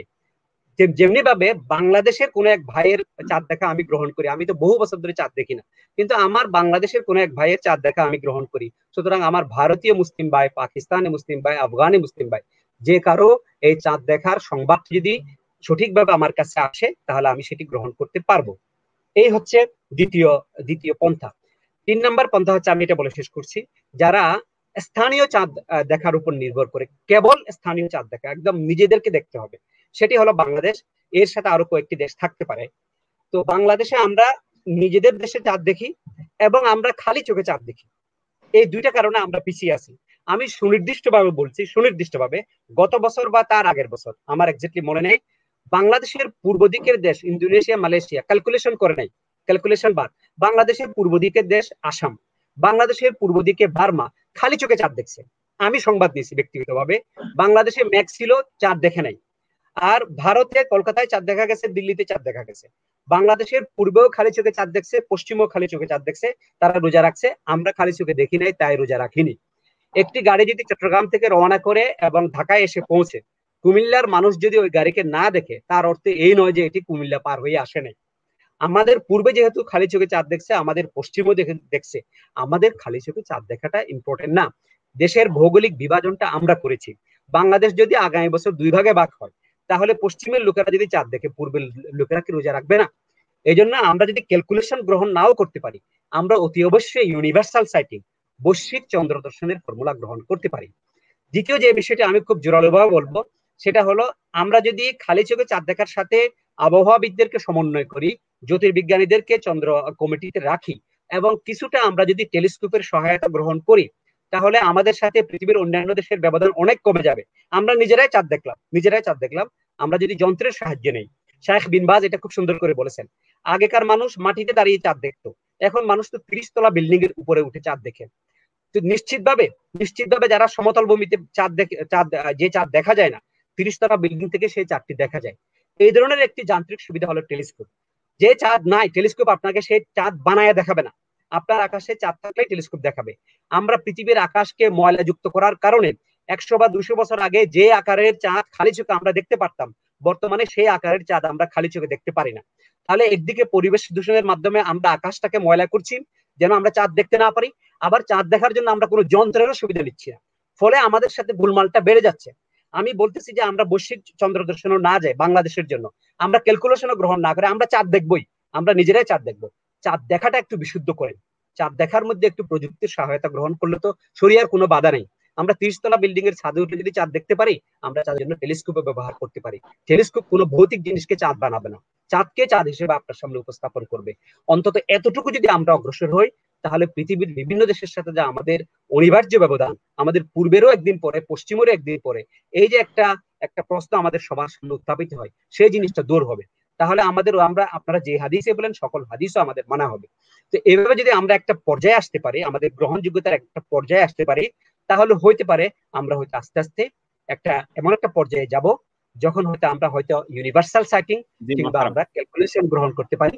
আমি ব্যক্তিগতভাবে মনে করি, আমি বিচ্ছিন্ন আমল পছন্দ করি না। এই কারণে আমি ব্যক্তিগতভাবে মনে করি এই বিষয়ে আলাপ আলোচনার মাধ্যমে একটা সিদ্ধান্তে আসা উচিত। এবং আশরাফ সাহেব যেটা বলছেন, সরকার কোনো সমস্যা নাই, সরকার এই বিষয়গুলি বুঝেন এবং সরকার ধর্মীয় বিষয়ে ডিক্লারেশন দিতে চায় না। যদি আলেমগণ সরকারের কাছে প্রস্তাব উপস্থাপন করেন যে আমরা এই বিষয়ে রাজি, সরকার ডিক্লারেশন দিয়ে দিবে, যেমনি ভাবে ইন্দোনেশিয়ায় হয়েছে, মালয়েশিয়ায় হয়েছে। আমরা অন্তত যদি এই যেতে পারি যে আমরা আমরা আমরা আমরা একটু ভালোভাবে চাঁদটা দেখি, চাঁদ দেখার পদ্ধতিটাকে আমরা উন্নত করি, তাহলে আমরা লোকাল সাইটিং এর উপর থেকেও আমরা পৃথিবীর সাথে যে ব্যবধান সেটি কমিয়ে আনতে পারি। ধন্যবাদ আমাকে সময় দেওয়ার জন্য। জাযাকুমুল্লাহ খাইরান স্যার, নির্দিষ্ট সময় শেষ করেছেন আলহামদুলিল্লাহ। এই পর্যায়ে আমি বিনীত অনুরোধ করব আমাদের প্রথম আলোচককে আবারও 5 মিনিট কথা বলার জন্য। প্রফেসর ডক্টর শাফিউদ্দিন মাদানীকে, হাফিজাহুল্লাহকে অনুরোধ করব তার সমাপনী 5 মিনিটের কথা বলার জন্য। বিসমিল্লাহি ওয়া সালাতু ওয়া সালামু আলা রাসূলিল্লাহ। আসলে আমরা খুব পরবর্তী দুইজন আলোচক, বিদগ্ধ আলোচক, সায়েন্টিফিক ব্যাখ্যা আমরা শুনলাম। আমি ব্যাখ্যার সাথে আমাদের জুবাইর ভাই যে 3 নম্বর পয়েন্টটি বলেছেন, এটা খুবই গুরুত্বপূর্ণ। এটার সাথে আরেকটা পয়েন্টের আলোচনা হওয়া দরকার। বিভাজন যে আমরা পছন্দ করি না, কিন্তু বর্তমানে বাংলাদেশে যে বিভাজন অবস্থা বিরাজমান, এটা থেকে উত্তরণের উপায় এবং বর্তমানে যারা বিভাজন করছে তাদের ব্যাপারে আমাদের মতামত, কর্তব্য, এটা একটা গুরুত্বপূর্ণ ফ্যাক্টর। এটার সাথে আমিও একমত, কোনো ব্যাপারে এটার সাথে দ্বিমত হওয়ার সুযোগ নেই যে এটা ওলামায়ে লেভেলের, এটা বসে সুরাহা করতে হবে। এটা সুরাহার ছাড়া এটা সম্ভব না। আমরা কিভাবে করব, ইখতিলাফুল মাতালেকে আমরা কি পরিমাণ কনসিডার করব, এই বিষয়টা গুরুত্বপূর্ণ। যেটা আমাদের কর্নেল সাহেব বললেন যে লন্ডনে স্কুল বন্ধের ক্ষেত্রে বলতেছে যে কোন দিন দিব, তোমাদের 3 দিন 3 ধরনের ঈদ পালন করো। এটা তো একই ভূখণ্ডের মধ্যে এই জাতীয় বিভাজন তো কেউ গ্রহণ করেনি। একই ভূখণ্ডের মধ্যে বিভাজনটা কেন সৃষ্টি হলো, তাহলে বোঝা গেল এইটা আগে বন্ধ করতে হবে। আমি যদি এই প্রবক্তা হই যে না, আমি চাই যে ইখতিলাফুল মাতালেকে আমরা করব না, গ্রহণ করব না, আমরা প্রত্যেক শহরে প্রত্যেক আলাদাভাবে চাঁদ দেখার বিষয়টাকে আমরা মূল্যায়ন করব, তাহলে আমরা তৃতীয় নীতি, অর্থাৎ আমরা যন্ত্রের সাহায্যে, টেকনোলজির সাহায্যে আমরা চাঁদ খুঁজে বের করতে পারি। এই ক্ষেত্রে ইসলাম বা শরিয়া এখানে ফ্যাক্টর না, বাধা না।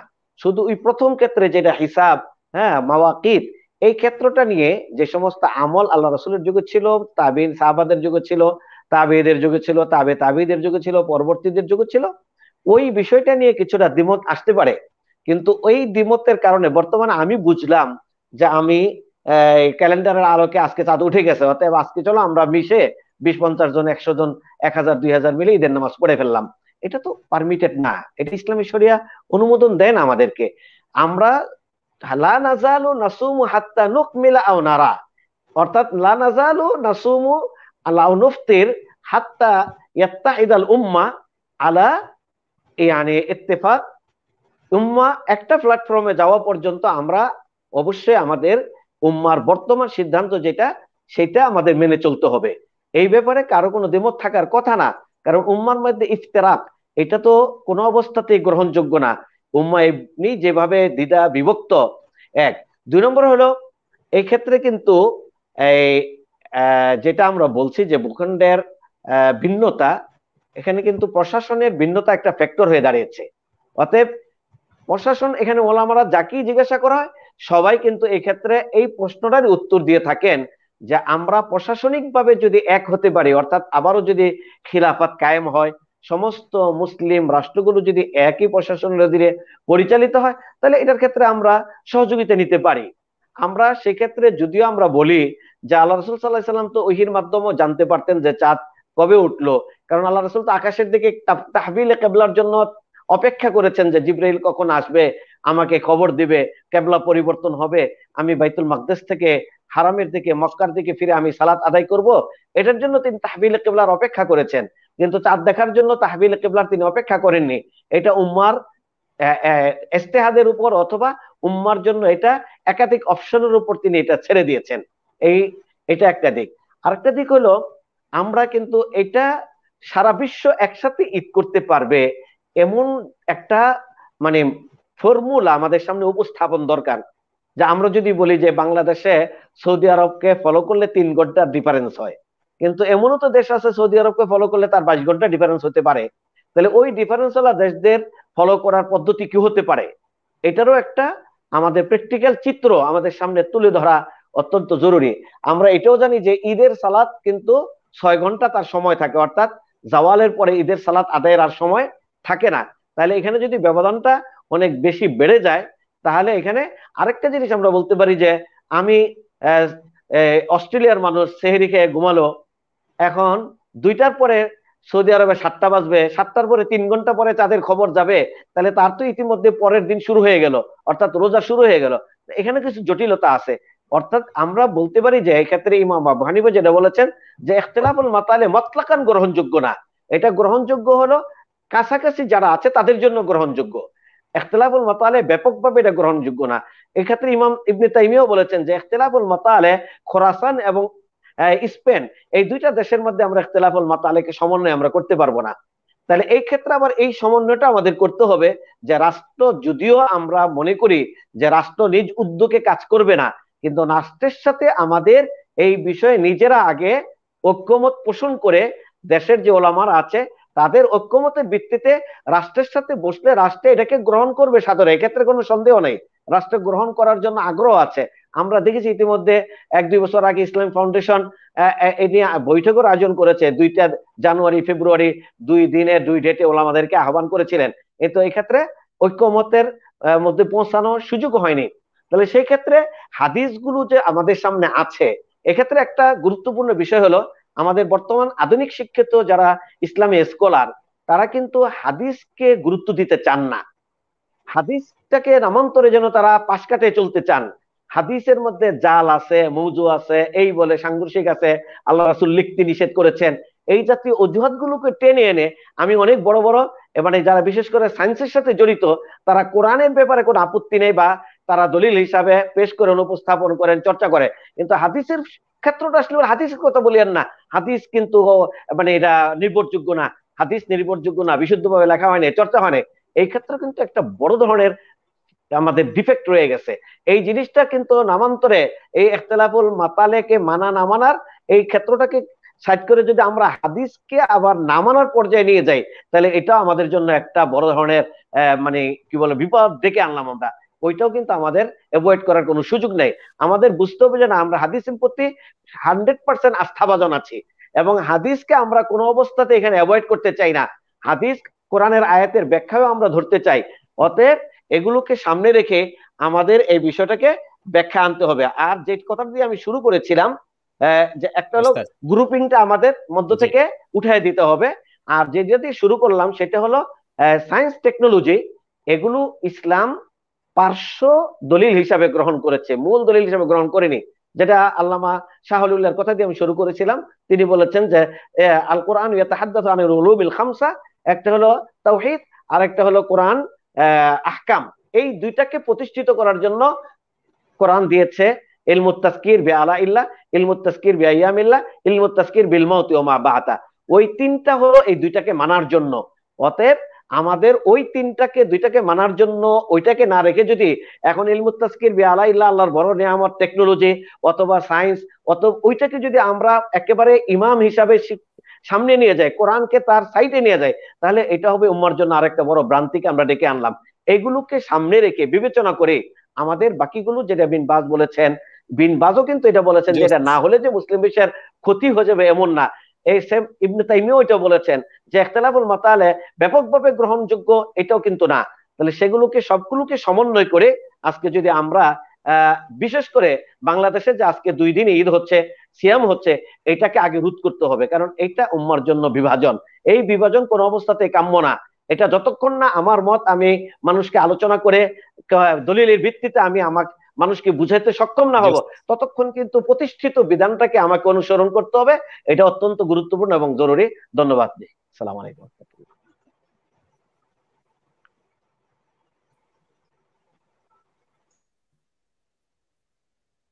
উপস্থাপক কি নাই? জাযাকুমুল্লাহ খাইরান উস্তাদ। এই মুহূর্তে কথা বলার জন্য সর্বশেষ সমাপনী 5 মিনিট কথা বলার জন্য অনুরোধ করব আশরাফ আছে।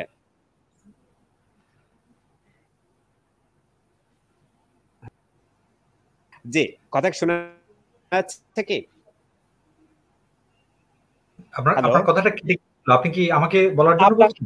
হ্যাঁ, আপনাকে বলার জন্য বলছে, উনি একটু অসুবিধা, ওনার মনে হয় ডিসকানেক্ট। কথা শোনা যাচ্ছে? আশা ভাই বলেন আপনি।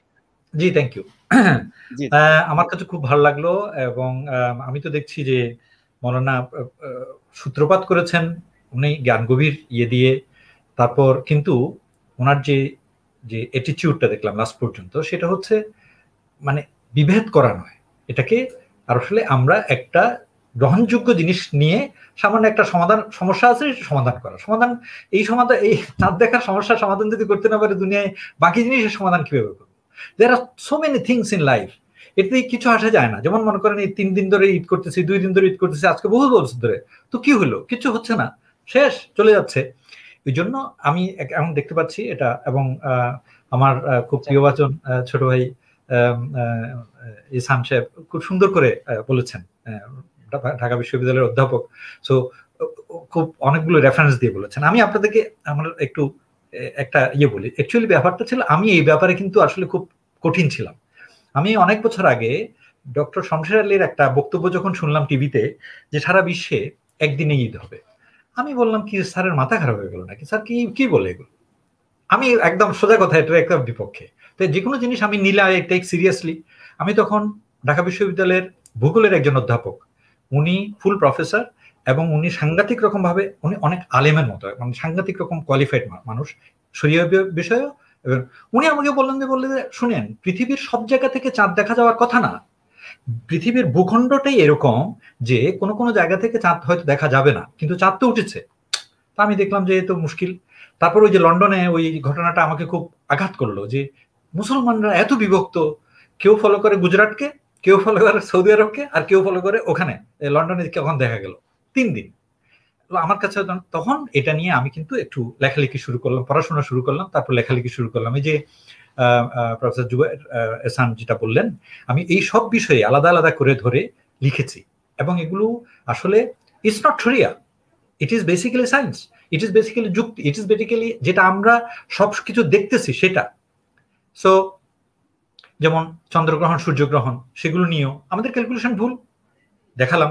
তারপরে যে পূর্ণিমা, অন্যরা সবাই করতেছে পূর্ণিমা, আর আমরা বলতেছি না পূর্ণিমা হয় না এখনো, পূর্ণিমা পরের দিন। মানে আমাদের কতগুলো মিস্টেক আছে। ওই যে এহসান সাহেব যেটা বললেন সুন্দরভাবেই, যে আমরা ক্যালকুলেশনটা যদি সঠিকভাবে করি। চাঁদ দেখা কমিটির খোঁজ নিলাম, আমাকে আমার এক বন্ধু, সে সরকারি চাকরি করে, সেক্রেটারি মানুষ, সচিব পর্যায়ের মানুষ, বলে যে এটা একটা জোকার মানে মস্কারা ধরনের জিনিস হয়, ধর্ম মন্ত্রণালয়ের ভালো কোনো ইয়ে থাকে না, ওরা সবাই বসে আড্ডা মারে আর এখান থেকে ওখান থেকে টেলিফোনে খোঁজ নেয় যে চাঁদ দেখা গেছে নাকি। একটা সিরিয়াস বিষয়ে এই ধরনের জিনিস হওয়া, তো আসলে বিষয়টা হচ্ছে এই, আমরা যদি শুদ্ধভাবে চাঁদের ক্যালকুলেশনটা করি, আর কিছু করা লাগবে না। আমি একদম কোনো হাদিসকেও অস্বীকার করছি না, কোনো ইয়েকেও অস্বীকার করছি না, তখন দেখা যাবে যে আসলে আর কোনো তফাৎ হচ্ছে না। সৌদি আরব আমাদের পেছনে আর ঈদ হচ্ছে আগে, আচ্ছা ওদের পিছনে আমাদের ঈদ হচ্ছে তাও একদিন না, কোনো কোনো সময় 2 দিন, কোনো কোনো সময় 3 দিন। মানে এগুলো আসলে কোনো শরিয়ার নলেজ টলেজের না, এগুলো একেবারে মূর্খতার পর্যায়ে চলে যায়। এটা আমাদেরকে বুঝতে হবে। এটা আমাদেরকে অন্যরা মনে করবে যে এই দেখো এদের মধ্যে কোনো জ্ঞান গভীরতা কিছুই নেই। আমি এগুলোর ফলো করার জন্য গত কয়েক বছর ধরে আমি আলাদাভাবে ওই যে যেমন আগামীকাল আমার হিসেবে কালকে ঈদ, সুতরাং আমি মনে করি যে ঈদের দিন তো রোজা রাখা হারাম, সো আমি অন্য কাউকে আর বলছি না, আমি নিজে কালকে ঈদ রাখবো না, রোজা রাখবো না। তো এখন যারা ওই ধরনের হিসাব করে গ্লোবাল ক্যালেন্ডার ফলো করে, তারা আবার আলাদাভাবে ঢাকায় বিভিন্ন জায়গায় ঈদের নামাজ পড়ে। আমি কয়েক বছর পড়েছি এবং আজকে সত্যিকার ভাবে আপনাদেরকে বলি, আমি পড়তে গিয়ে ওদের ওখানে কথাবার্তা খুতবা টুতবা শুনে আমার পছন্দ হয়নি। আমার কাছে মনে হলো ওরা সবাই নাচতেছে, আমরা সবাই আহলে হাদিসের মধ্যে জয়েন করে ফেলছি, মানে এটা আরেকটা গ্রুপ হয়ে গেছে। ভাই আমি তো হানাফি, আমি কোনোভাবেই আমার ইয়েকে মাযহাবকে অস্বীকার করছি না, বলছি যে আমার যুক্তিতে আমার বুঝ অনুযায়ী এবং আমি যাদের সাথে আলাপ করেছি তাদের বুঝ অনুযায়ী হিসাবটা ভুল আছে, এটা শুদ্ধ করো। সেজন্য এই হিসাব অনুযায়ী নামাজ পড়তে আসছি, আমি আহলে হাদিস হওয়ার জন্য করি নাই। সুতরাং আমি গত বছর পড়ি নাই, এবছরও আমি তাদের ওখানে গিয়ে নামাজ পড়বো না। আমি যেটা করব সেটা হলো আগামী দিন আমি রোজা রাখবো না, কারণ আমার হিসাবে ওটা ঈদের দিন, এবং আমি পরশু দিন যখন সবাই রোজা ঈদ করবে তখন করব, কারণ এটা তো ফরজ না, এটা তো ওয়াজিব, এবং আমি সবার সাথে ঈদগাহে যাব, সবার সাথে ইয়ে করব। যতদিন না এই যে আপনারা আলেমরা একত্রিত হয়ে এই প্রবলেমটা সলভ করেন, এটা কোনো মতেই সলভ করার জিনিস না। বিষয় ওই যে আপনি যে বললেন বিতর্কের কথা, বিতর্ক হয়েছে তো, কিন্তু সেখানে কি জানেন যে পত্রিকায় হেডিং আসে যে চাঁদ নিয়ে বিতর্ক, জিতেছে চাঁদ, হটেছে সৌদি। আরে এখানে সৌদি কেন? আমরা কোথায় কনটেক্সটে নিয়ে যাচ্ছি? আমরা কিসের মধ্যে? আহলে হাদিস পরাজিত, এই আমাদের হানাফি মাযহাব জিত, এটা না, এটা না, আল্লাহর ওয়াস্তে প্লিজ। এটা হলো আমরা সবাই মিলে ক্যালকুলেশনটাকে কিভাবে সিদ্ধ করব। অন্য সব ব্যাপারে যদি আমি ক্যালেন্ডার ফলো করতে পারি, এই ব্যাপারেও ক্যালেন্ডার ফলো করব, কোনো অসুবিধা নেই। এবং মৌলানা শেষে যেটা বললেন, আসলে এইগুলোর সুযোগ নিয়ে, যেমন করে, আচ্ছা আর লম্বা হয়ে যাবে, আমি ওইদিকে যাচ্ছি না, যে মূলত এগুলোর সুযোগ নিয়ে অনেক লোক হাদিসকে টার্গেট বানায়, আল কোরআন নিয়ে কতগুলো ফেরকা বাইর করেছে, এইসব জিনিস সম্পর্কে সচেতন হতে হবে। এই যে আমি প্রফেসর এহসান আমরা যেভাবে কথা বলছি, এটার মানে এই না যে আমি ওই কি বলে আহলে হাদিস হয়ে গেছি, আমি শুধু কোরআনিয়ার ইয়ে যাচ্ছি, হাদিসকে অস্বীকার প্রশ্নই ওঠে না। হাদিসের ব্যাখ্যা ছাড়া কোরআন বুঝবো কিভাবে? সুতরাং ওই দুষ্টদের কতগুলো বুদ্ধি আছে, কিন্তু তাই বলে কি আমরা এই প্রবলেমগুলো রেখে দেবো বছরের বছর জিদ করে? এক ধরনের জিদ কাজ করে, আরে আমরা কি, আমি আলেমদের দেখিয়েছি, এই দেখেন আজকে আপনারা বলছেন 13 তারিখ, এই দেখেন চাঁদ দেখা যাচ্ছে এটা 14 তারিখ। তো আমাদের খতিব সাহেব বললেন যে বলে স্যার অসুবিধা নাই, এটা ওই সরকার যেভাবে বলছে। আরে তুই চলেন দাঁড়ান একটু আমরা আলাপ করি, এটাকে কি করা যায়? আলাপ করতেও রাজি না। তা আলাপ করতে যদি রাজি না হন, একসাথে যদি না বসেন, তাহলে প্রবলেম সলভ হবে কি হবে? ওআইসি এমনিতে তো মানে দাঁত টাত ছাড়া একটা বাঘ, টাইগার, ওই ওআইসি একসাথে বসে সিদ্ধান্ত নিয়েছে, অথচ সেটাও আমরা এক্সিকিউট করতে পারছি না। তো আমাদের আসলে ঐক্যের সমস্যা শুধু মুসলিম উম্মার না, আমাদের দেশেরও আলেমদের মধ্যে, এবং আলেমরা নিজেদের অ্যাকচুয়ালি জ্ঞানটাকে সামনে না রেখে আমার নিজের যে ওরিয়েন্টেশন, নিজেদের দলবাজি, এইসব জিনিসকে সামনে রাখে। এটা করলে হবে না, আমরা এটা থেকে বেরিয়ে আসি, কারণ এতে আনন্দ বলতে কোনো জিনিস নাই, আলাদা আলাদা হবে কেন? তো আমার মনে হয় আজকে আমরা জিনিসটা বুঝতে পেরেছি, এবং ইনশাআল্লাহ আমি আস্তে আস্তে দেখতে পাচ্ছি, আস্তে আস্তে জিনিসপত্র ইয়ে হচ্ছে। ওই যে টেলিভিশনে যখন দেখতে পাই যে আরাফাত ময়দানে হাজিরা অপেক্ষা করছে, তখন যখন বললাম, আমি অনেকগুলো আর্টিকেল লিখেছি গত 8 বছরে, এগুলো নিয়ে প্রশ্ন করার পরে তো আটকে যায় সবাই, যে আচ্ছা বুঝছি আজকে আমাদের এখানে 8 তারিখ, ওদের ওখানে 9 তারিখ। 9 তারিখ কেমনে হয় ভাই? 8 তারিখ কেমনে হয়? কারণ আমাদের মাত্র 3 ঘন্টার ডিফারেন্স। আর আপনি যেটা বললেন যে যেখানে 22 ঘন্টার ডিফারেন্স, না বিষয়টা তা না, বিষয়টা হচ্ছে তারিখ। যেখানে যেমন আগামীকাল বৃহস্পতিবারে, যে আমি শেষ করে দিচ্ছি, বৃহস্পতিবারে আমরা ঈদ হবে, এবং যেখানেই বৃহস্পতিবার সেখানেই পয়লা শাওয়াল হবে এবং সেখানে ঈদ হবে। What is the problem? সুতরাং এটা কোনো ডিফারেন্স না, মানে ওই যে 6 ঘন্টা বা 12 ঘন্টা এটার ব্যাপার না, এগুলো সৌর হিসাবে চলে আসবে তখন। তো যাই হোক, আমার মনে হয় এখানে অ্যাকচুয়ালি বেসিক্যালি প্রবলেমটা সায়েন্টিফিক প্রবলেম। আপনাদেরকে এগিয়ে আসতে হবে সায়েন্টিফিক প্রবলেম বোঝার জন্য। আমরাও আপনাদের পিছনে আছি। আমাদের দেশের সাধারণ মানুষ আলেম ওলামাদের কথাতেই চলে। আলেম ওলামারা একত্রিত হয়ে যদি বলে যে এটাই ঠিক, এবং সবাই তখন এটার পিছনেই যাবে, এমনকি সরকারও। তো আমার মনে হয় আমরা ঐক্যের দিকে যাচ্ছি ইনশাল্লাহ। আমার মনে হয় বেশি দিন লাগবে না, আমরাও ঘোষণা দেব যে ঠিক আছে, ওই ঘড়ি ক্যালেন্ডার দেখে যেভাবে করেছে সেভাবে চাঁদ দেখো, আর এমনি যদি চাঁদ দেখা যায় তো ভালো কথা, কিন্তু এটা কোনো ফ্যাক্টর না ইনশাল্লাহ। আমার মনে হয় আল্লাহ আমাদেরকে সঠিক বুঝ দান করুন এবং আমাদের জন্য সমস্যার সমাধানগুলো সহজ করে দিন। ওমা তৌফিক ইল্লা বিল্লাহ। আপনাদের সবাইকে আন্তরিক ধন্যবাদ জানাচ্ছি আমার কথাগুলো এত জি স্যার। স্যার জাযাকুমুল্লাহ খাইরান স্যার, জাযাকুমুল্লাহ খাইরান স্যার। এই মুহূর্তে কথা বলার জন্য অনুরোধ করবো স্যার, সর্বশেষ 5 মিনিট কথা বলার জন্য অনুরোধ করবো ঢাকা বিশ্ববিদ্যালয় আইন বিভাগের প্রফেসর জুবাইর ইহসানুল হক স্যার। হ্যাঁ, অনেক রাত হয়ে গেছে, ধন্যবাদ। শুনতে পাচ্ছেন? জি, সম্মানিত কর্নেল আশরাফ এবং ডক্টর শাফিউদ্দিন মাদানী ভাই, আমি একটু সর্বশেষ একটি বিষয়ে একটু আলোকপাত করি। শাফিউদ্দিন মাদানী ভাই যেটা বললেন যে ক্যালকুলেশনে গেলে হাদিসের উপর আমল হয় না, এটা ঠিক না। ক্যালকুলেশনে গেলেও হাদিসের উপরেই আমল হয়। যেমন তোমরা প্রভাতের সাদা সুতা এবং কালো সুতা আলাদা হওয়া পর্যন্ত সাহরি গ্রহণ করো, সেটা আমরা ঘড়ির উপর নির্ভর করলেও কিন্তু তার উপর আমল হয়। ইফতারের সময় সূর্যাস্তের পরে ইফতার করো, সূর্যাস্ত আমরা না দেখে ঘড়ির ফলো করলেও কিন্তু তার উপর আমল হয়। ক্যালকুলেশনে গেলেও হাদিসের উপর শতভাগ আমল হয়। হাদিসের আমল অগ্রাহ্য করা হয় না। ক্যালকুলেশন, চাঁদ না উঠলে আপনাকে চাঁদ উঠেছে এটা কখনো বলবে না। ঘড়ি সূর্য না উঠলে সূর্য উঠেছে এটা কখনো আপনাকে বলবে না। এগুলো আসলে আমরা যদি আরো একটু চর্চা করি তাহলে আমাদের কাছে ইজি হবে। এটা হয়তো মানে আমাদের চর্চার ঘাটতির কারণে অনেক সময় মনে হতে পারে। ক্যালকুলেশন হাদিসকে ডিনাই করে না, নাম্বার 1। নাম্বার 2 হচ্ছে, আমি খুব জোরালোভাবে ফিল করি শাফিউদ্দিন ভাই যেটা বলেছেন যে আপনার অনেক সময় জোরপূর্বক ঐক্য প্রতিষ্ঠা করলে বিভেদ বেড়ে যায়। জোরপূর্বক ঐক্য প্রতিষ্ঠা করতে গেলে বিভেদ বেড়ে যায়। তাই বিচ্ছিন্ন আমল যেহেতু বাড়িয়ে দেয়, আমাদের বিভেদ বাড়িয়ে দেয়, এই জন্য বিচ্ছিন্ন আমল আমরা ওয়েলকাম করি না। কিন্তু আমাদেরকে মনে রাখতে হবে এই বিচ্ছিন্ন আমলটা আসছে যে মানুষের বিবেক বুদ্ধি সম্পন্ন মানুষের, আধুনিক যুগের যোগাযোগের সুবিধাপ্রাপ্ত মানুষের, যে মানুষরা আমাদের পূর্ব দিকের দেশে একদিন আগে ঈদ রোজা দেখে, পশ্চিমের দেশে ঈদ রোজা দেখে, তাদের যে কৌতূহল, তাদের যে প্রশ্ন, সেই প্রশ্নটিকে অব্যাহতভাবে ডিনাই করার কারণে, অব্যাহতভাবে উপেক্ষা করার কারণে, কারণ এই যে একটা মানুষের দাবি বা চাহিদা সেটি অ্যাড্রেস করার জন্য আলেম সমাজ কি করেছে, যে তারা যখন আলাদা হয়ে যাচ্ছে, আলাদাভাবে নামাজ পড়ছে, তখন আমরা নিন্দা করছি। কিন্তু তারা যখন আগে বুঝতে চেয়েছিল মানে বিষয়টা যে আমাদের পূর্বে কেন একদিন আগে ঈদ হয়, পশ্চিমও কেন হয়, এই বিষয়টা তো আমরা তাদেরকে বুঝাইতে পারি না। এজন্য আমি মনে করি একটু নড়াচড়া করার সুযোগ মানে অত্যন্ত প্রয়োজন। আমরা যে অবস্থানে আছি, আমাদের আলেমগঞ্জ যে অবস্থানে আছি, আমাদের অবস্থান কিছুটা পরিবর্তন আনতেই হবে।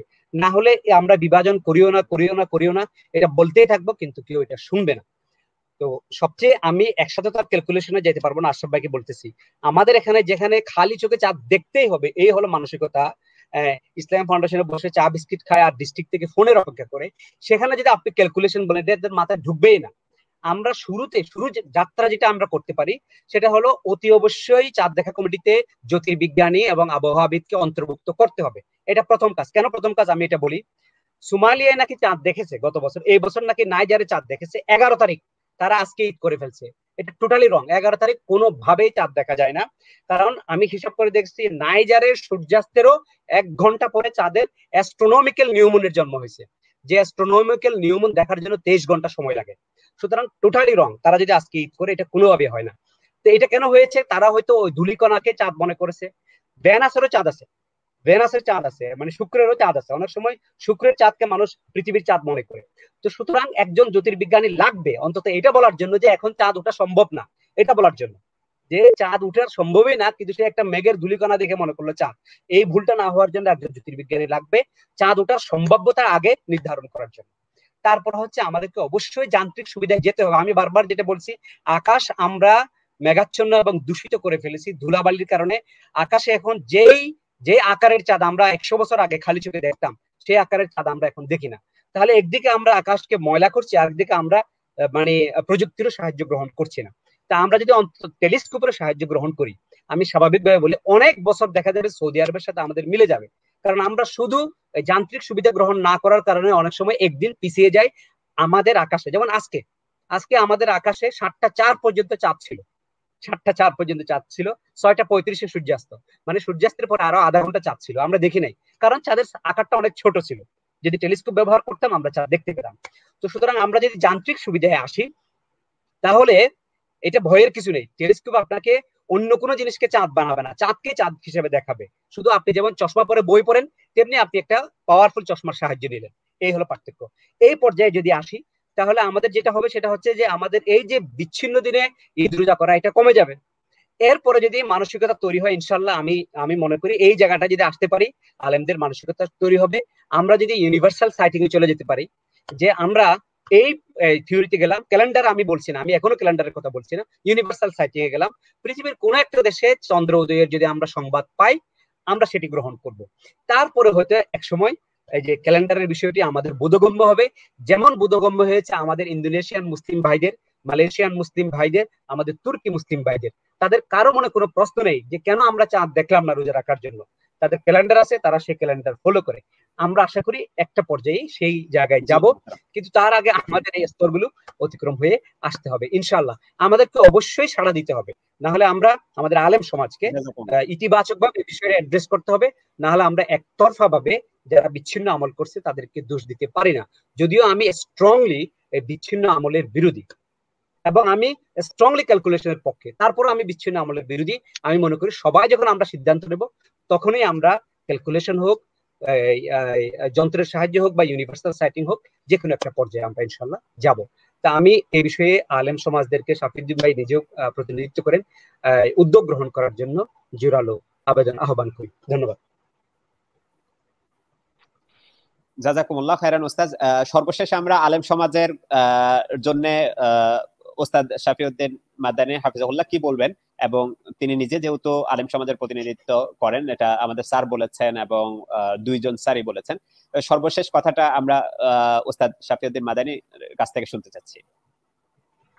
জি, বিসমিল্লাহ সাল্লাতু সালাম আলা রাসূলিল্লাহ। আমি আসলে এতক্ষণ দুইজন সায়েন্টিফিক ব্যাখ্যার মাধ্যমে আমাদের সামনে বিষয়টা ক্লিয়ার করার চেষ্টা করেছেন। আমি আসলে বলবো যে সায়েন্টিফিক ব্যাখ্যাটা ইসলাম অবশ্যই এটা গ্রহণ করবে, ইসলামের সাথে যদি প্রতিষ্ঠিত কোনো বিধানের সাথে সাংঘর্ষিক না হয়। আবার সব জায়গায় কিন্তু সায়েন্টিফিক বিধানকে সামনে রাখলে আবার কিছু কিছু জায়গায় অভিযোগও উত্থাপিত হবে। যেমন আমরা সালাতুল কসর, এখানে মাশাক্কা বলেছে, কিন্তু এখন আমি ফ্লাইটে 40 মিনিটে ঢাকা থেকে চট্টগ্রাম এসে যদি ফতুয়া দেয় যে আমার কসর লাগবে না, তাহলে কিন্তু এখানে এটা বিপত্তি ঘটবে। কারণ কসরের সাথে বা সফরের সাথে আমার অনেকগুলো বিষয়ে জড়িত। সফরের সাথে কসর, মাহারাম লাগবে মহিলাদের, রোজা ভঙ্গ করা যাবে, এরপরে জাকাতের ক্ষেত্রে নিজে জাকাত খাইতেও পারবে প্রয়োজন হলে, এরপরে জুমার নামাজ ওয়াজিব হবে না, কুরবানি দিতে হবে না। এই সফর অবস্থায় থাকলে দেখা যাবে হজের ময়দানে যদি কোনো অবস্থাতে দম হয়, তাহলে সেখানে 3টা রোজা রাখলে চলবে, বাকিগুলো বাড়িতে। তাহলে এই জাতীয় বিষয়গুলোকেও সামনে রেখে আমাদেরকে বিষয়টা চিন্তা করতে হবে। তবে যে জিনিসটা আমরা এখানে আলোচনা করছি আজকে, 1 নম্বর হলো যে আমরা যান্ত্রিক সাহায্যে চাঁদ দেখার বিষয়টা অবশ্যই গুরুত্বের সাথে বিবেচনা করতে হবে। এটার ক্ষেত্রে কারো দ্বিমত নাই। এই বিষয়টা অবশ্যই গুরুত্বের সাথে বিবেচনা করতে হবে। ইসলামিক ফাউন্ডেশনের সাথে অনেক বৈঠক হয়েছে, সেখানে এই বৈঠকের যদি এই সুপারিশটা প্রথম বৈঠকে করা হয়তো, যে আপনারা কমপক্ষে আপনাদের দায়িত্বটা পালন করেন, যে আপনারা যান্ত্রিক এই সাহায্যটা গ্রহণ করে চাঁদ দেখার বিষয়টা আপনারা নিশ্চিত করেন, তাহলে এক ধাপ কমপক্ষে আমরা আগানোর সুযোগ হইতো আমাদের। পরবর্তীতে আস্তে আস্তে আমাদের সেই বিষয়টা, যে দূরবর্তী দেশ হলে ইখতিলাফুল মাতালে আমরা গ্রহণ করব কি করব না, আর কাছাকাছি হইলে আমরা করব কি করব না, এই বিষয়টা আস্তে আস্তে সামনে আগাইতে পারি আমরা। তাহলে সেই দৃষ্টিকোণ থেকে আমরা আরেকটা যেটা আমরা বলবো, যে আমরা কিন্তু রোজা যদি আমরা না রাখি, কথার কথা বাংলাদেশে চাঁদ দেখার ঘোষণা আসতো না, রাখলাম না, এটা কিন্তু মনে করার কোনো সুযোগ নেই যে আমি হয়তো একজন মুসলিম, অমুক জায়গায় দেখা গেছে, ইন্দোনেশিয়া দেখা গেল, মালয়েশিয়া দেখা গেল, আমার এখানে দেখা ত্রুটি আছে বিদায় আমি আজকে যদি রোজা না রাখি আমার গুনাহ হবে। এই কথা কিন্তু গুনাহটা, যেহেতু এটা সামষ্টিক ইবাদত, রাষ্ট্রীয় দায়িত্বের অধীনে, অতএব এখানে যেমন কেসাসের বিধান পালন করে না বিদায় রাষ্ট্র গুনাহগার, অতএব আমি মনে করি জনগণ রোজা রাখতে পারে না বিদায় এখানে রাষ্ট্রই কিন্তু আসামের কাতারে দাঁড়াবে, জনগণ দাঁড়াবে না, জনগণের দায়িত্ব না এটা। অতএব সেই দৃষ্টিকোণ থেকে আমি মনে করি ভিন্নতা, আমি যদি গিয়ে একদিন আগে রোজা রাখি, একদিন আগে আবার রোজা ভঙ্গ করে ফেলি, সেটা কিন্তু আমার জন্য উচিত হবে না।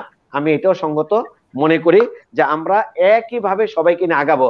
কারণ ইবনে আব্বাসও দেখছেন যে চাঁদ দেখেছে সিরিয়ায়, সেটা কুরাইব বলতেছে যে চাঁদ দেখেছে আমি নিজে, তুমি দেখছো? আমি নিজে দেখেছি। তারপর ইবনে আব্বাস এটা মনে করলেন না যেটা, তাহলে তো তোমার চাঁদ দেখার আলোকে আজকে ঈদের দিন আমরা রোজা রাখতেছি, কিন্তু তিনি কথা বলেন নাই। তিনি কিন্তু বলছেন লা নাযালু নাসুমু হাত্তা নারাও আল হিলাল আও নুকমিলুল ইদ্দা, আমি কিন্তু রোজা কন্টিনিউ করব যতক্ষণ না চাঁদ না দেখি অথবা 30টা রোজা না রাখি। তাহলে এই হাদিস থেকে আমরা কমপক্ষে এটা নিতে পারি যে আমরা যদি বিচ্ছিন্নভাবে ভূখণ্ডের বিধানের আলোকে আমরা চলি, তাহলে সেই ক্ষেত্রে যদি আমরা 30 রোজা আমাদের রাষ্ট্রীয় সিদ্ধান্তের আলোকে আমরা পালন করি, তাহলে কিন্তু আমি ঈদের দিন রোজা রাখছি এই কথাটা আমরা বলতে পারি না। কারণ আব্দুল্লাহ বিন আব্বাস এই কথা বলেন নাই যে আমরা যদি সিরিয়া মুআবিয়া রোজা রেখেছেন, অতএব শুক্রবার থেকে রমজান শুরু হয়ে গেছে, আমি যদি শনিবার থেকে শুরু করে থেকে আমার হিসাবে ভুল হয়েছে, অতএব আমি তো ঈদের দিন রোজা রাখতে পারি না, এই কথা কিন্তু আব্দুল্লাহ বিন আব্বাস বলেননি। অতএব এই ভিন্নতাটাও আমাদেরকে থেকে উঠায় দিতে হবে, এটা আমি মনে করি। আমি সর্বোপরি সকলের প্রতি ধন্যবাদ জানাচ্ছি এবং আল্লাহ রাব্বুল আলামিন আমাদেরকে সঠিক যেটা সেই অনুযায়ী আমল করে উম্মার ঐক্য ঠিক রেখে আমরা যেন পথ চলতে পারি, সেই তৌফিক আমাদেরকে দান করুন, আমিন। আসসালামু আলাইকুম ওয়া রাহমাতুল্লাহি ওয়া বারাকাতুহু। জাযাকুমুল্লাহ খাইরান। সুপ্রিয় সুধী এবং উপস্থিতি, এতক্ষণ পর্যন্ত আমাদের সাথে ছিলেন, একটা মনোজ্ঞ আলোচনা করেছেন professor doctor Shafiuddin Madani, colonel Ashraf Uddin এবং প্রফেসর জুবাইরুল ইহসান স্যার। তিনজন উস্তাদকেই আমি প্রাণঢালা অভিনন্দন জানাচ্ছি এবং আমাদের দর্শকদের পক্ষ থেকে তাদেরকে মোবারকবাদ জানাচ্ছি। একই সাথে যারা এতক্ষণ পর্যন্ত আমাদের এই প্রোগ্রামটি দেখেছেন সবাইকে মোবারকবাদ জানাচ্ছি। একই সাথে আমরা আমাদের আজকের প্রোগ্রামটা এখানেই শেষ করছি। ওয়া মা তৌফিক ইল্লা বিল্লাহ। আসসালামু আলাইকুম ওয়া রাহমাতুল্লাহি ওয়া বারাকাতুহু। ওয়া আলাইকুম আসসালাম ওয়া রাহমাতুল্লাহি ওয়া বারাকাতুহু। আশরাফ ভাই শুনছেন? হ্যাঁ হ্যাঁ শুনতে পাচ্ছি। এই তোমরা